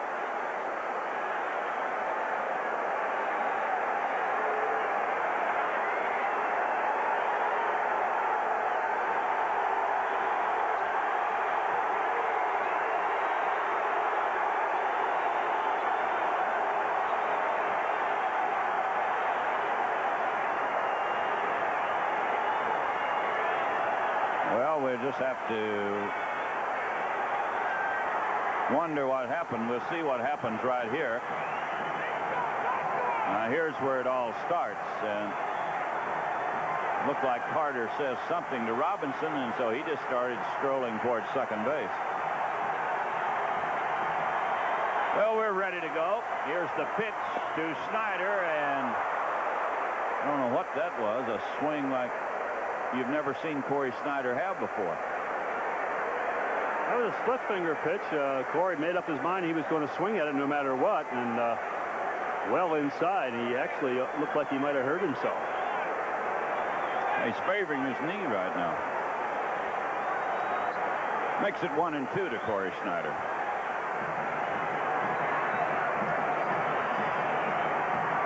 Well, it's a 1-1 ball game. Here in the 6th inning, the Indians have 2 runners aboard with 2 outs. 1 ball, 2 strikes to Corey Snyder.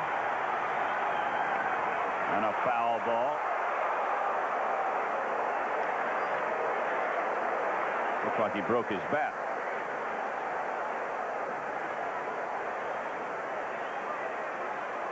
The fella got him a souvenir baseball, and he loves it. Jeff Robinson doesn't say much of anything. He's one of the quieter guys around. I don't know what happened. Looked like Joe Carter did say something to him. Hollered at him, and Jeff didn't charge him or anything. He just took a casual stroll towards second base.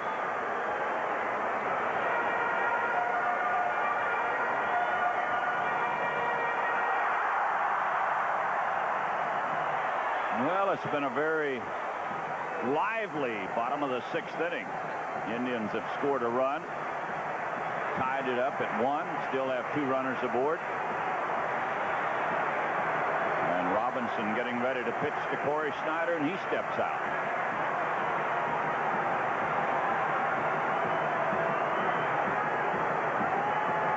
One and 2 to the young man.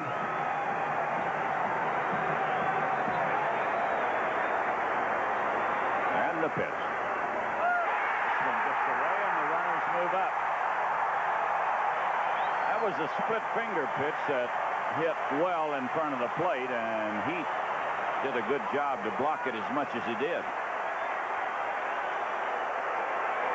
There's the pitch. You can see well in front, and you see Mike getting his body in front of the ball, and is exactly what you have to do. And looked like Joe Carter did exactly what he wanted to do with Jeff Robinson, get him up center a little bit.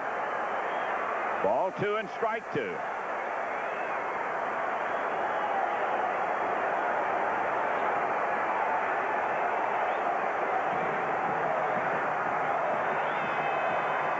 Runners at second and third with 2 outs.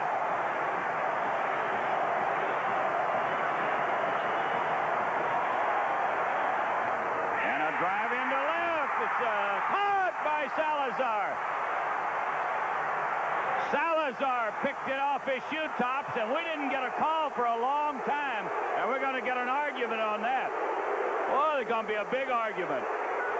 One umpire looked at the other before he made his call, and now Snyder and the third base umpire and Doc Edwards all arguing, but Salazar played it to the hilt. And he called him out. Yeah, this is a second base umpire's play, because the third base umpire has to go back to third base. Well, let's see here what we can see. Ooh, I don't know. We're going to have to get a little closer than that. Yeah, we're going to have to get a little closer than that, but the call is out, and the inning is over, and at the end of 6, we have a 1-1 ball game.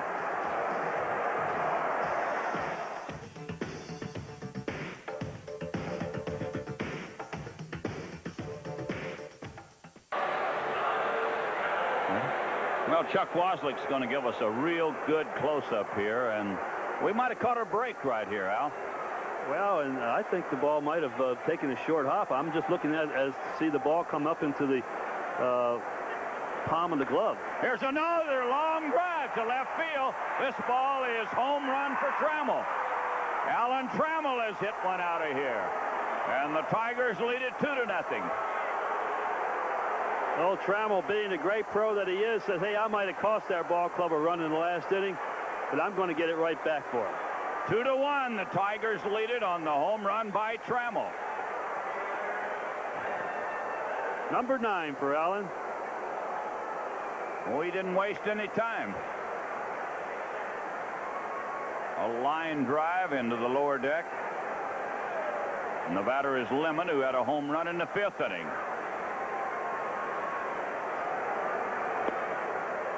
Both Tiger runs coming on home runs. The Indian run came on a fly ball by Mel Hall. And a pitch outside. Ball 2, no strikes.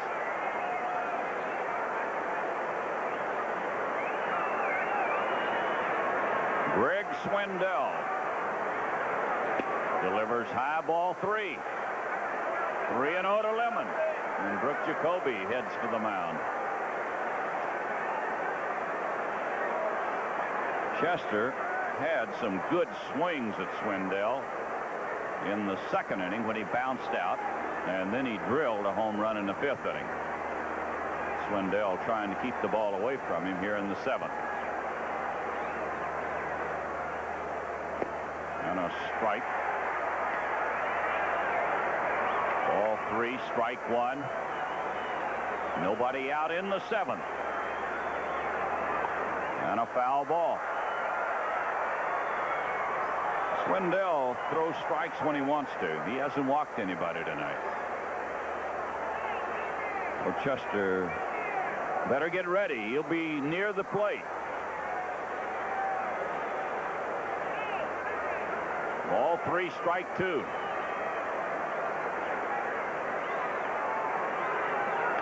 And a fly ball to left. Well, Hall will pick it off near the warning track. So Lemon is out. First out in the 7th inning, and the batter will be Larry Herndon. Tigers have 2 runs on 5 hits. Indians have 1 run on 3 hits. The Indians' 1 run is unearned because of the throwing error by Heath. Here's a bouncer that's foul.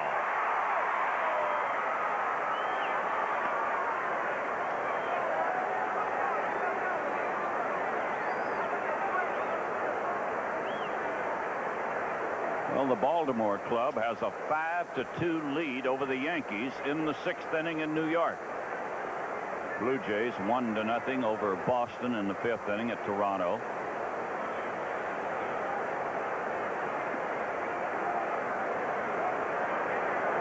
And the 1-strike pitch to Herndon. And a base hit into center. Larry Herndon rifles this one into center field. It's going to start some action in the Cleveland bullpen.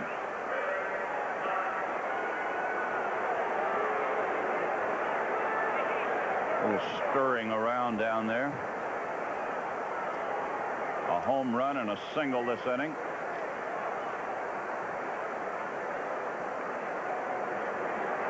Jeff Dedman. Swindell has pitched very well for Cleveland this year. He has pitched at least 6 full innings in each of his 12 games this year. And he's gone into the 7th in 11 of them. So he has pitched a lot of innings, and he's kept his ball club in every game he's pitched. Well, the Tigers have a runner at first, 1 out.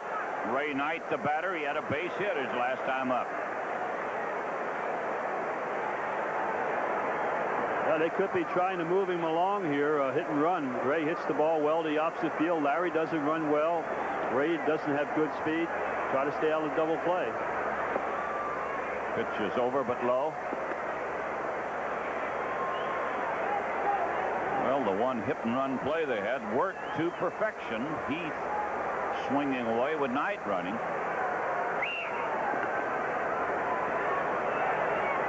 Just about the same situation here.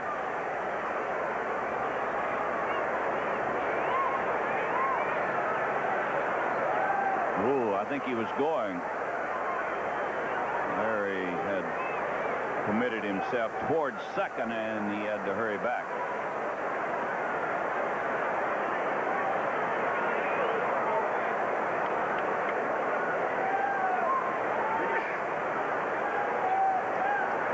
Ball, no strikes to Ray Knight. 2-1, the Tigers lead it. We're in the 7th. And a fly ball to center. Backing up is Joe Carter. Well, Ray Knight is out. second out of the inning, and it'll bring up Mike Heath.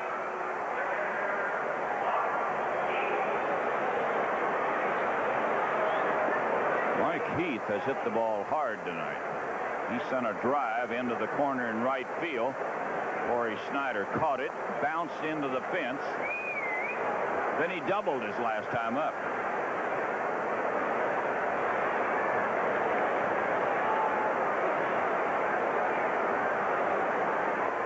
And he chops it foul right at the plate.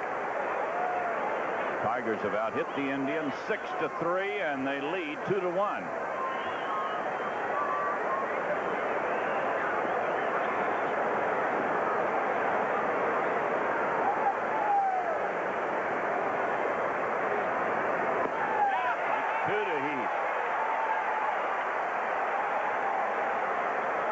Swindell gave up a leadoff home run to Trammell in this inning. Lemon went out on a fly, then Herndon singled. Knight flied to center. Now 2 strikes to Heath.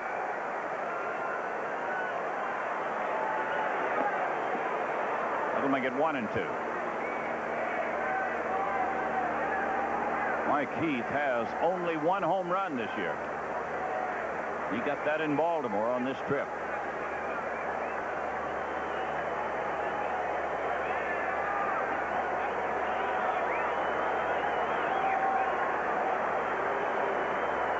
One ball, 2 strikes, 2 outs. And a foul ball.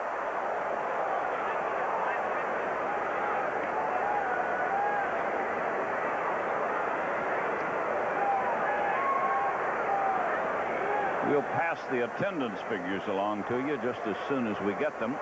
But a huge, huge crowd on hand tonight.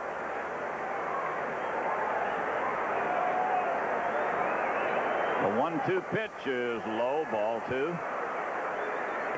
Count goes even at 2-2 to Heath. Now if you want to run him, this might be a good pitch. Swindell does not want to go to 3-2. Extra base hit could score it. And a chopper towards second. And out is Herndon at second base. We go to the bottom of the 7th. Tigers 2, Indians 1.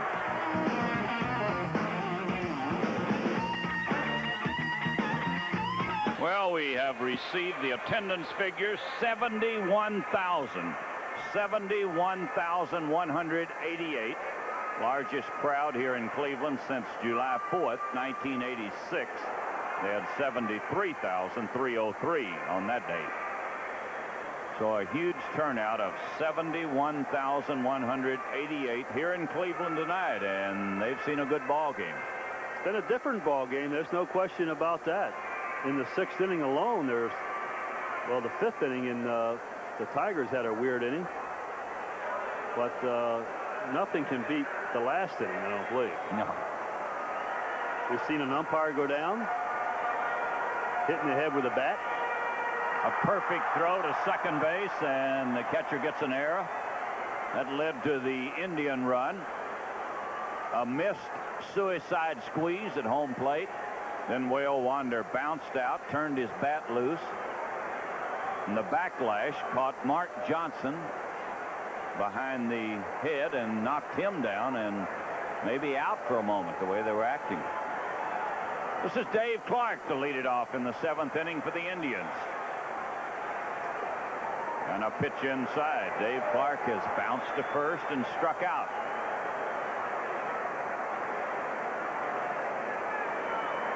Jeff Robinson has struck out 3, and he's walked 3.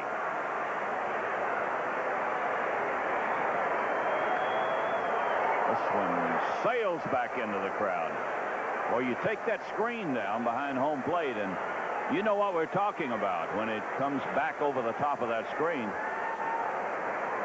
Here it is. You're seated along here. You're fair game for those foul balls.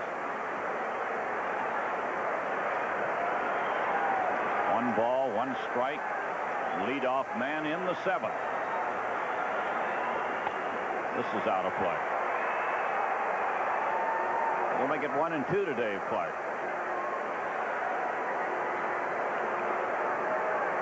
Well, the last report we had at the end of 6, Baltimore 5 and the Yankees 2.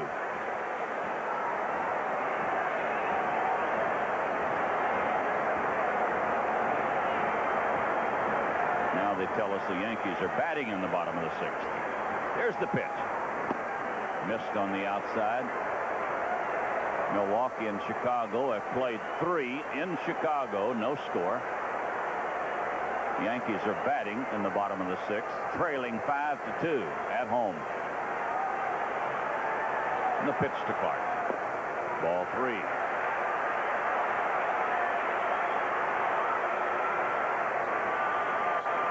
Ball 3, strike 2. The pitchers, how about this, have not committed an error this year. Ball 3, strike 2 to the leadoff man. And he pops it foul. This will get out of play.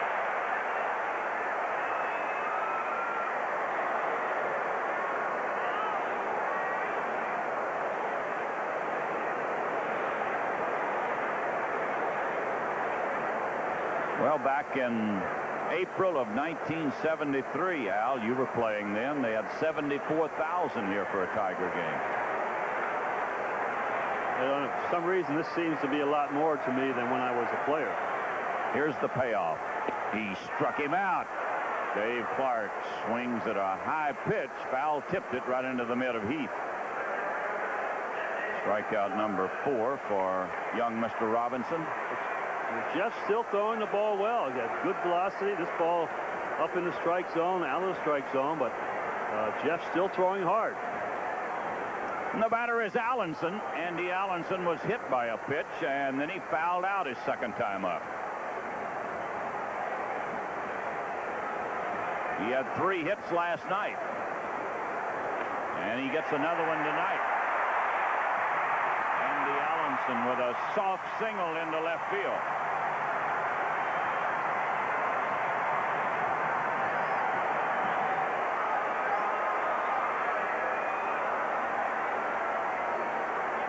Ball was hit on the handle again, George. I Yeah. think he broke his bat again. I think Jeff must have about 6 broken bats tonight.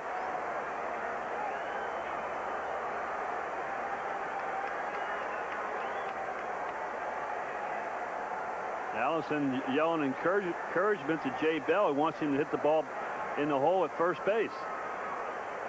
Well, that's the tying run at first base with 1 out. Jay Bell, the batter, has fouled out. Bounced to the shortstop. Bottom of the 7th in Cleveland. Tigers 2 and the Indians 1. Threw it right by him. 1 strike to Jay Bell.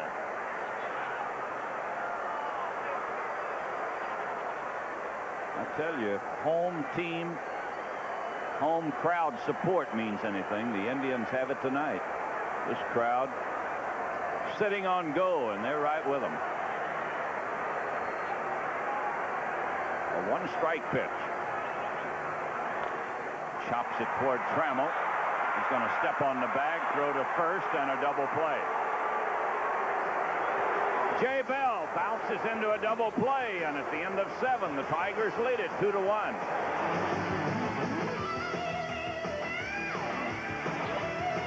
Well, here it is. This is our Miller Lite Tiger home run inning, and we've had no winners now for our last 5 telecasts, so the pot is up to $1,500.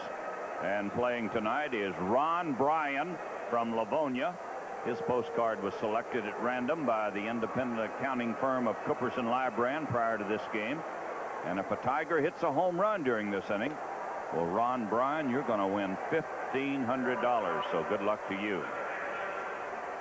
Well, Chuck Waslick tells us in his research the largest crowd ever in the Cleveland Stadium was July 2nd, 1950. 78,187. The Tigers and the Indians. And you were in that game. I was in that ball game. Who was it, Feller and Newhouser? I wouldn't doubt it. Yeah, they used to pack them, didn't they used to pack them in. They used to save each other, pitch them on the weekends against each other. They sure did.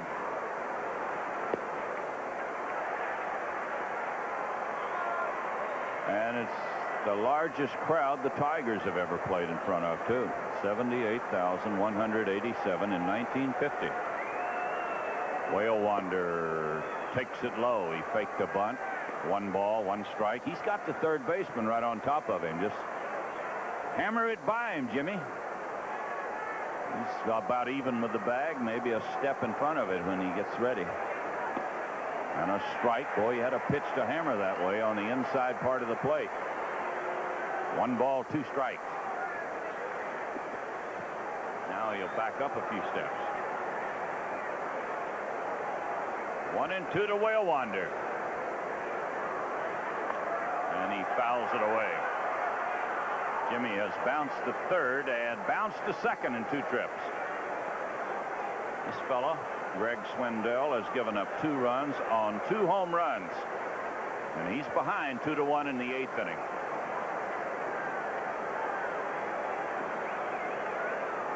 And the pitch to Whale Wander. Foul ball. And it's something the Cleveland pitching staff has been very good at. Coming into this game, they have allowed only 31 home runs, and that's compared to Tiger pitchers that had allowed 58 home runs. I don't know whether Chuck got a picture of that or not, but Mark Johnson raced out to see if that was going to be a fair ball, and he stepped on the mask of Allenson. He says everything's happened to me tonight. Here's a fly ball to left. Mel Hall drifting near the line and back and makes the catch. So there's 1 out in the 8th inning. And the batter will be Gary Pettis, who's 0 for 3 tonight. Gary hasn't had much luck with Swindell. He struck out twice, popped to the second baseman. Tigers 2 runs on 6 hits. The Indians 1 run on 4 hits. 1 strike to Pettis. Tigers have turned 2 double plays tonight.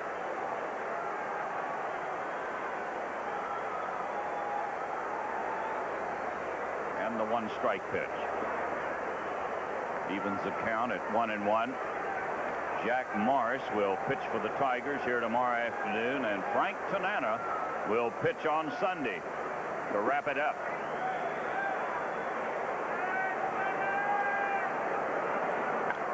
He pops it high in the air to right field.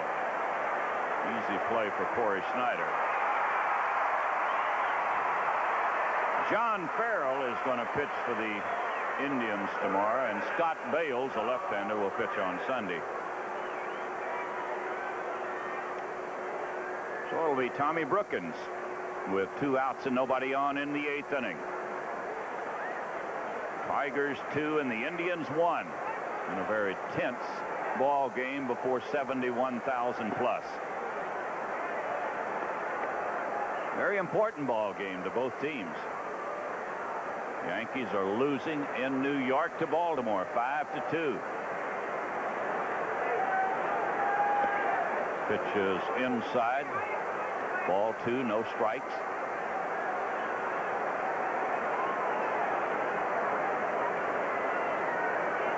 And the pitch to Tom Brookins. That'll make it 3-0. He hasn't walked anybody tonight.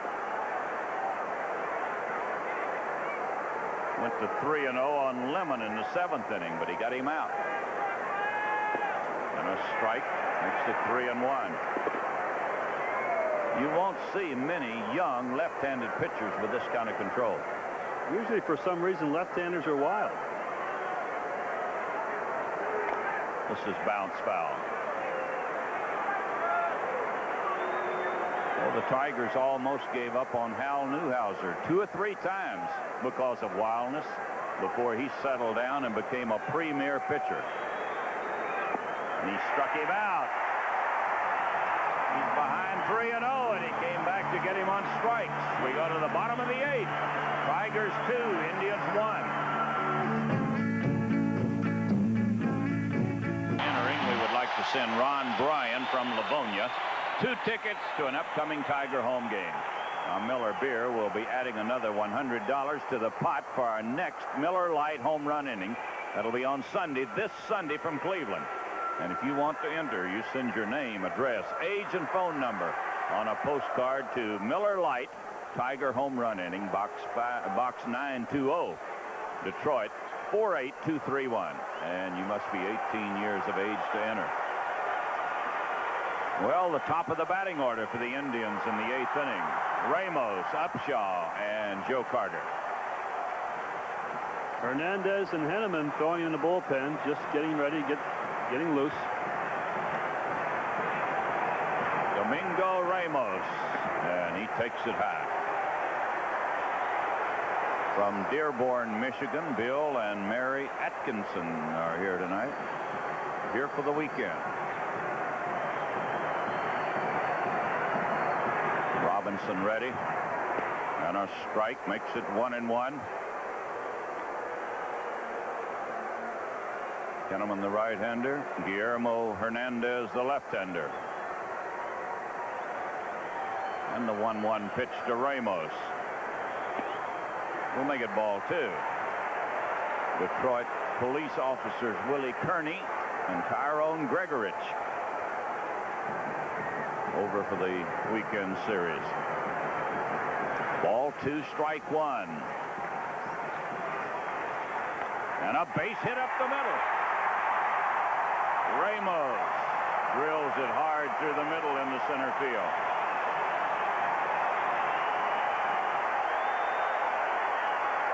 Well, the Indians put the tying run at first base on this blow right here. Yeah, this ball was hit hard right over the head of Robinson. We're going to get a pinch runner. Looks like Washington is going to run for Ramos.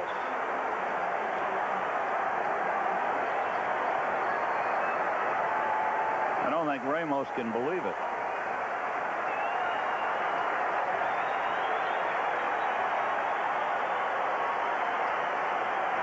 But we're getting a runner. Ron Washington is at first base. The batter is Willie Upshaw. Willie's had a base hit tonight, 1 for 3. And here comes Sparky. He might want a left-hander.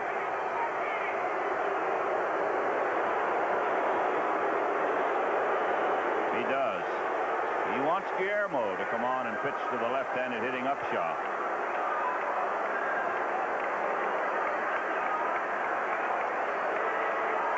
What a great job this young man's done. Yes, sir. He has developed in the most consistent pitcher the Tigers have. And while there's a break in the action with the score of the Tigers 2, the Indians 1, we'll pause for this word. There's Guillermo now coming in to replace Jeff Robinson, who just did an outstanding job for the Tigers here tonight. Just a magnificent performance. Willie allowed only 4 earned runs in 29 innings with a 1.24 earned run average. And there you see his record right there, 3-1. He got in last night's game, pitched the one-hitter, and he gave up a base hit to Castillo, and of course he was replaced by Henneman. Willie been pitching, throwing the ball much better. He has 92 saves and ranks second all-time Tiger list. So Guillermo trying to get the Indians out here in the 8th inning. He'll be pitching to Willie Upshaw with a runner at first base. That's the tying run, nobody out. And the Tigers will most certainly, I would think, be looking for the bunt from Upshaw.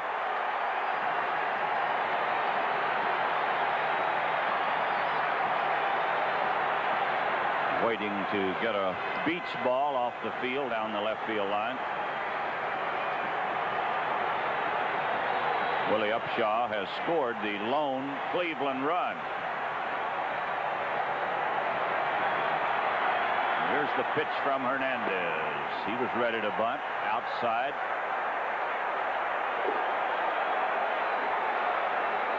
He's going to have to get a pretty good bunt down. Brookins is right on top of him. Knight, of course, has to hold against the runner and then charge.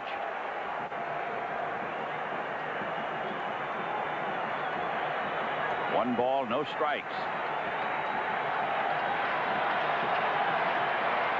He bunts foul into the seats. That's what the Tigers would like to see, a bunt in the air.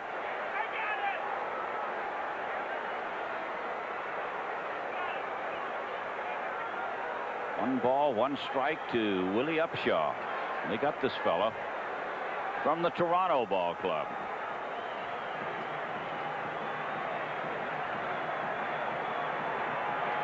Runner at first base is Ron Washington. There's a bunt. They'll go to second with it. Out, and at first, out. A double play. Hey, they doubled him up here in the 8th inning. Oh, you know why they lead the league in fielding? They just do it right. This is a great play. What helps is Upshaw falls back in a way, and he has a hard time getting out of the batter's box. You see Tommy charging all the way. Tram gets it, and he has to make sure he stays on the bag, and he still has enough time to make the throw to first base. And Hernandez is leaving the ball game, and Hinneman's coming in. Sparky has gone to the mound. He's going to make a pitching change. He wants the right-hander to pitch to Joe Carter. Oh, what a turn of events. On a bunt play, they turn the double play. And while there's a break in the action again with the score, the Tigers 2 and the Indians 1, we'll pause for this word. Anderson calling on Mike Henneman. You see his record there, 1-1, 11 saves. He's 5th in the American League with 11 saves, and that's in 12 save opportunities. Has pitched twice since coming off the 15-day disabled list.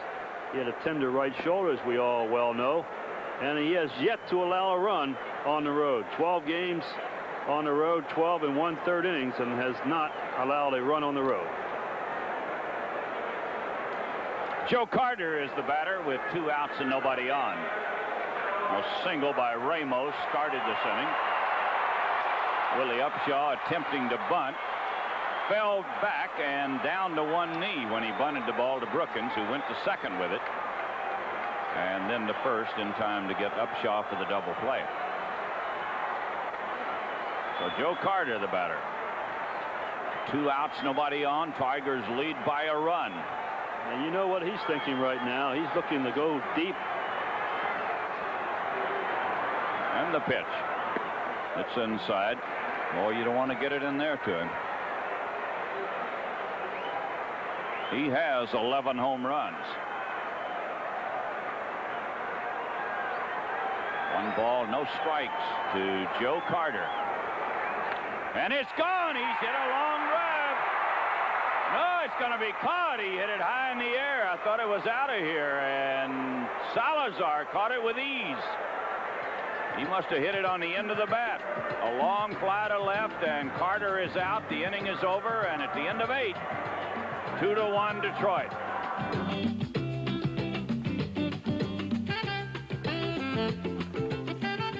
Here's the Miller Lite American League scoreboard. They're in the 8th inning in New York, 5-2. That's Boddicker pitching for Baltimore, leading the Yankees. Toronto 2-0 over Boston in the 7th inning. Milwaukee and Chicago, no score in the 5th inning. 4-2. Texas over Oakland. Boy, the Oakland club having a hard time winning. They're in the 3rd inning. Minnesota playing at Seattle and Kansas City at California later. And here in Cleveland, Tigers 2, Indians 1. And Ron Washington is the new second baseman. Salazar will lead it off in the 9th for the Tigers. And he bounces it foul. Well, I thought Joe Carter had hit one out of here. He hit it high in the air, a towering fly to left. But this fella just took a step or two back, and then all of a sudden you realize he had to have hit it on the end of the bat. He wasn't racing for the fence. And caught it with ease.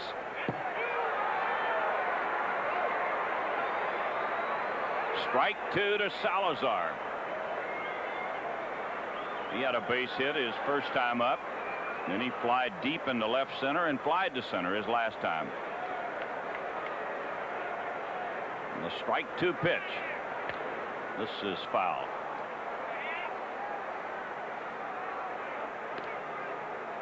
Tigers have 2 runs, 6 hits, 1 error. Indians 1 run, 5 hits, and no errors.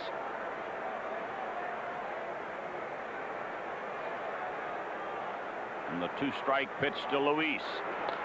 Bounces it to short. Big hop for Jay Bell and flips him out. We're going to pause 10 seconds for station identification. You're watching Tigers 88. Now the program that's taking Detroit by storm moves to weekdays. Now you can watch A Current Affair every weekday at 4, only on Channel 4. And the batter is Trammell, who had a home run in the 7th inning. Trammell's home run broke a 1-1 tie, and he takes a strike.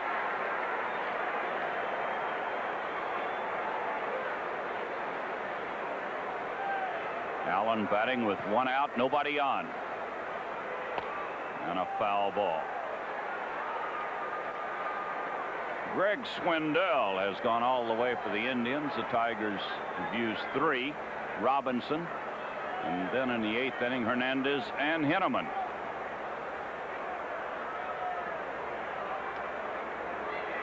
Fly ball to right. Corey Snyder is there. So Trammell is out, number 2 in the 9th inning. And the batter will be Lemon, who's had a home run tonight. Chester's home run was a towering drive down the left field line that went right near the foul pole, barely in fair ground.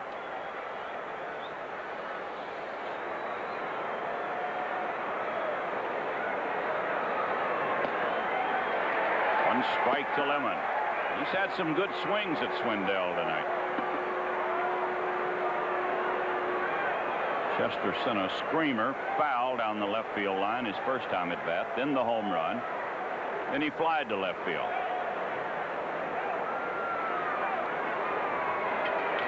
This one's fouled away. In the bottom of the 9th inning, the Indians will have Brooke Jacoby, Mel Hall, and Corey Snyder facing Mike Henneman. Well, what a great pitching performance this young man has given us tonight. He hasn't walked anybody. Allowed only 6 hits, but 2 of those have been home runs. Number 1 draft pick by Cleveland. We mentioned he was the youngest member of the '84 Olympic team, and he comes from a history of the University of Texas, of a lot of great pitchers coming out of that university. Still strike 2 to Chet Lemon. And the pitch from Swindell. That'll make it 1-2.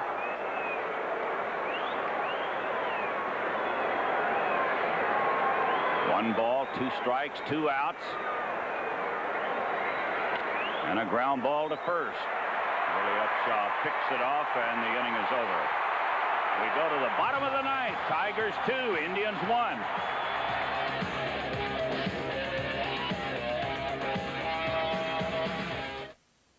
It's the bottom of the 9th inning in Cleveland. Tigers 2 and the Indians 1. We look at the crowd of 71,118. And they're going to stay for the fireworks show after the game.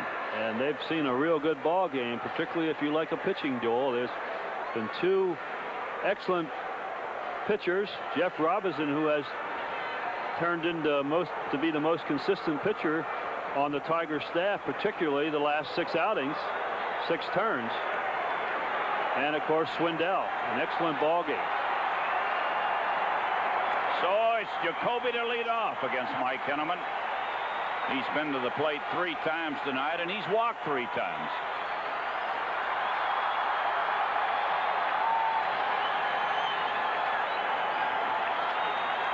Mike is the 3rd Tiger pitcher.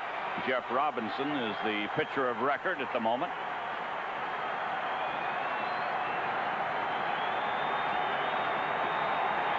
And the pitch to Jacoby. It's a strike. Brooke Jacoby has 5 home runs. He has batted in 17 this year. 2 of the home runs have come in the last 5 games, so he has been a little bit hot. And the 1-strike pitch. This one bounces up there. Mike trying to get the hard slider down and away in the strike zone. 1 ball, 1 strike. Both first and third they're near the line, protecting against the extra base hit. Strike 2. And everybody's playing deep. The outfield's playing deep, maybe 1 or 2 steps deeper than normal. Try to cut off a ball in the hole so they hold him to just a base hit instead of a 2-base hit. It's 1-2 to Brooke Jacoby. He'll be followed by Mel Hall. Mike Henneman checking his signs, and the 1-2 pitch. That'll make it 2-2. Tigers have had 2 strikes on this fella all night long, but they've walked him. They have not been able to get the 3rd strike by him.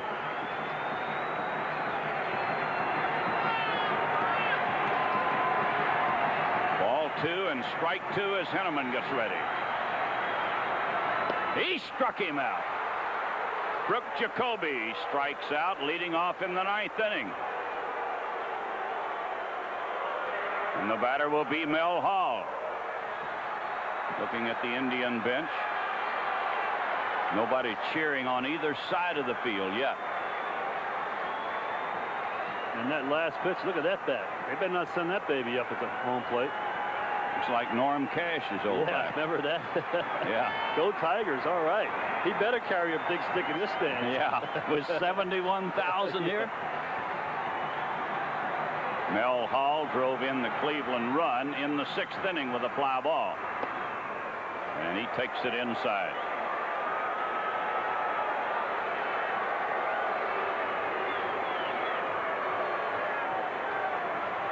We're in the 9th.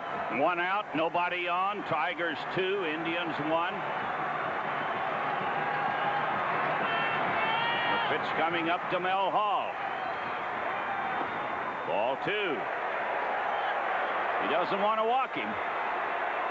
Not with a 1-run lead.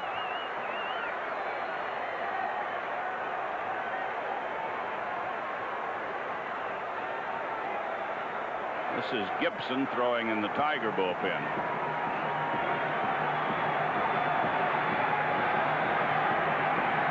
Ball 2, no strikes. And a base hit into right. He jumped all over the 2-0 pitch and rifles it into right field. So the tying run is on for Corey Snyder. Yeah, and these people know, George, that he has 13 home runs, 7 of them coming after the 7th inning. And you see that Henneman not wanting to walk Mel Hall, comes in there right down the middle of the plate with a fastball.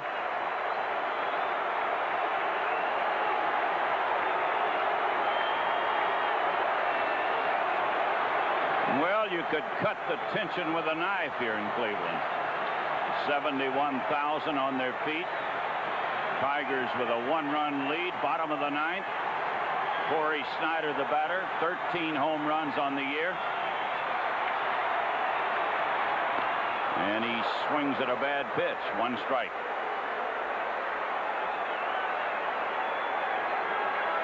They play Corey deep and straight away.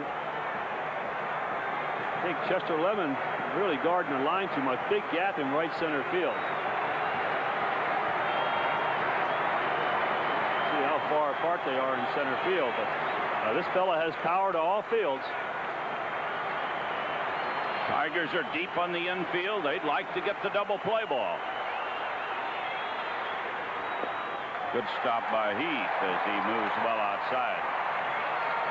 Tigers have turned 3 double plays tonight. 1 started by Brookins. 1 by Trammell, and then another one by Brookins on the bunt.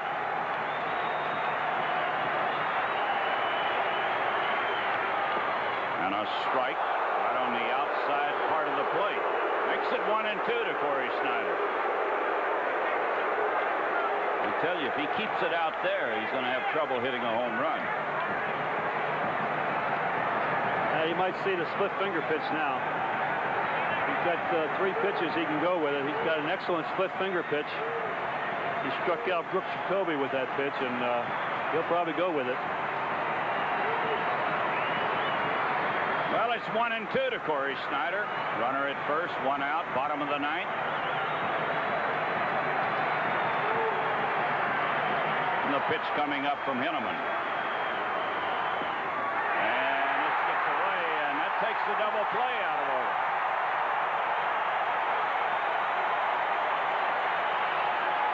It'll be a wild pitch charged against Henneman. He holds on to it too long. Mike Heath did a great job of trying to block the ball. There's just no way he can get in front of it. No, he didn't have a chance. And the count goes even at 2-2 to Snyder. Now a base hit could tie the ball game. Ball 2 and strike 2.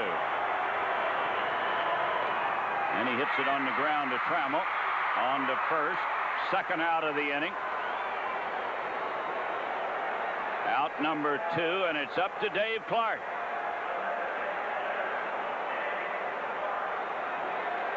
Corey Snyder reached out on an outside slider and just got enough of it to bounce it down to shortstop.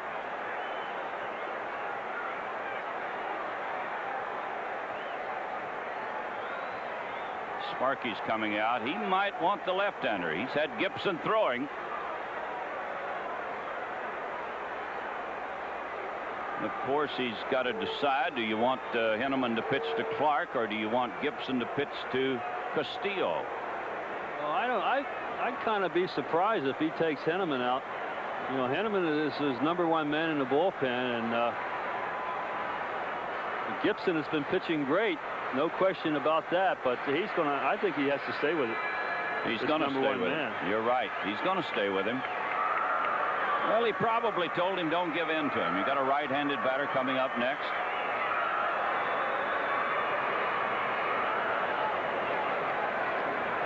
He doesn't have to throw it down the middle. He's got first base open, although you don't want to put the winning run on base. Well, the wild pitch was a big play in this game so far. Could be. Corey Snyder's ball would not have been a double play ball, but it would have got the runner at second.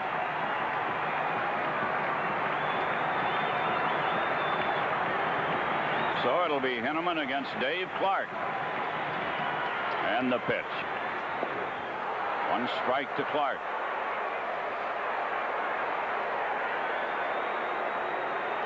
This is Jones. He's the big man in the Cleveland bullpen. Bottom of the ninth, runner at second. That's the tying run at second base. 2 outs. And 1 strike to Dave Clark.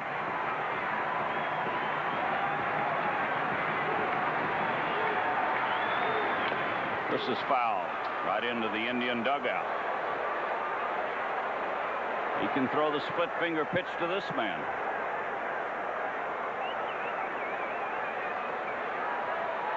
Got to figure that Dave Clark, a rookie, he's going to be anxious in this spot.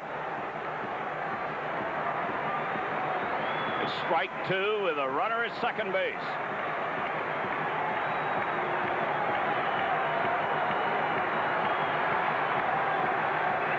Mike Henneman trying to get him out in the ninth.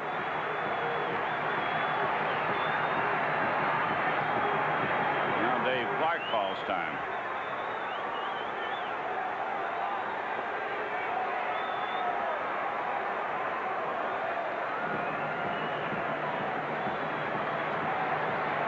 See the tom-toms in deep right field. Here's the strike 2 pitch. Strike 3 called. He got him.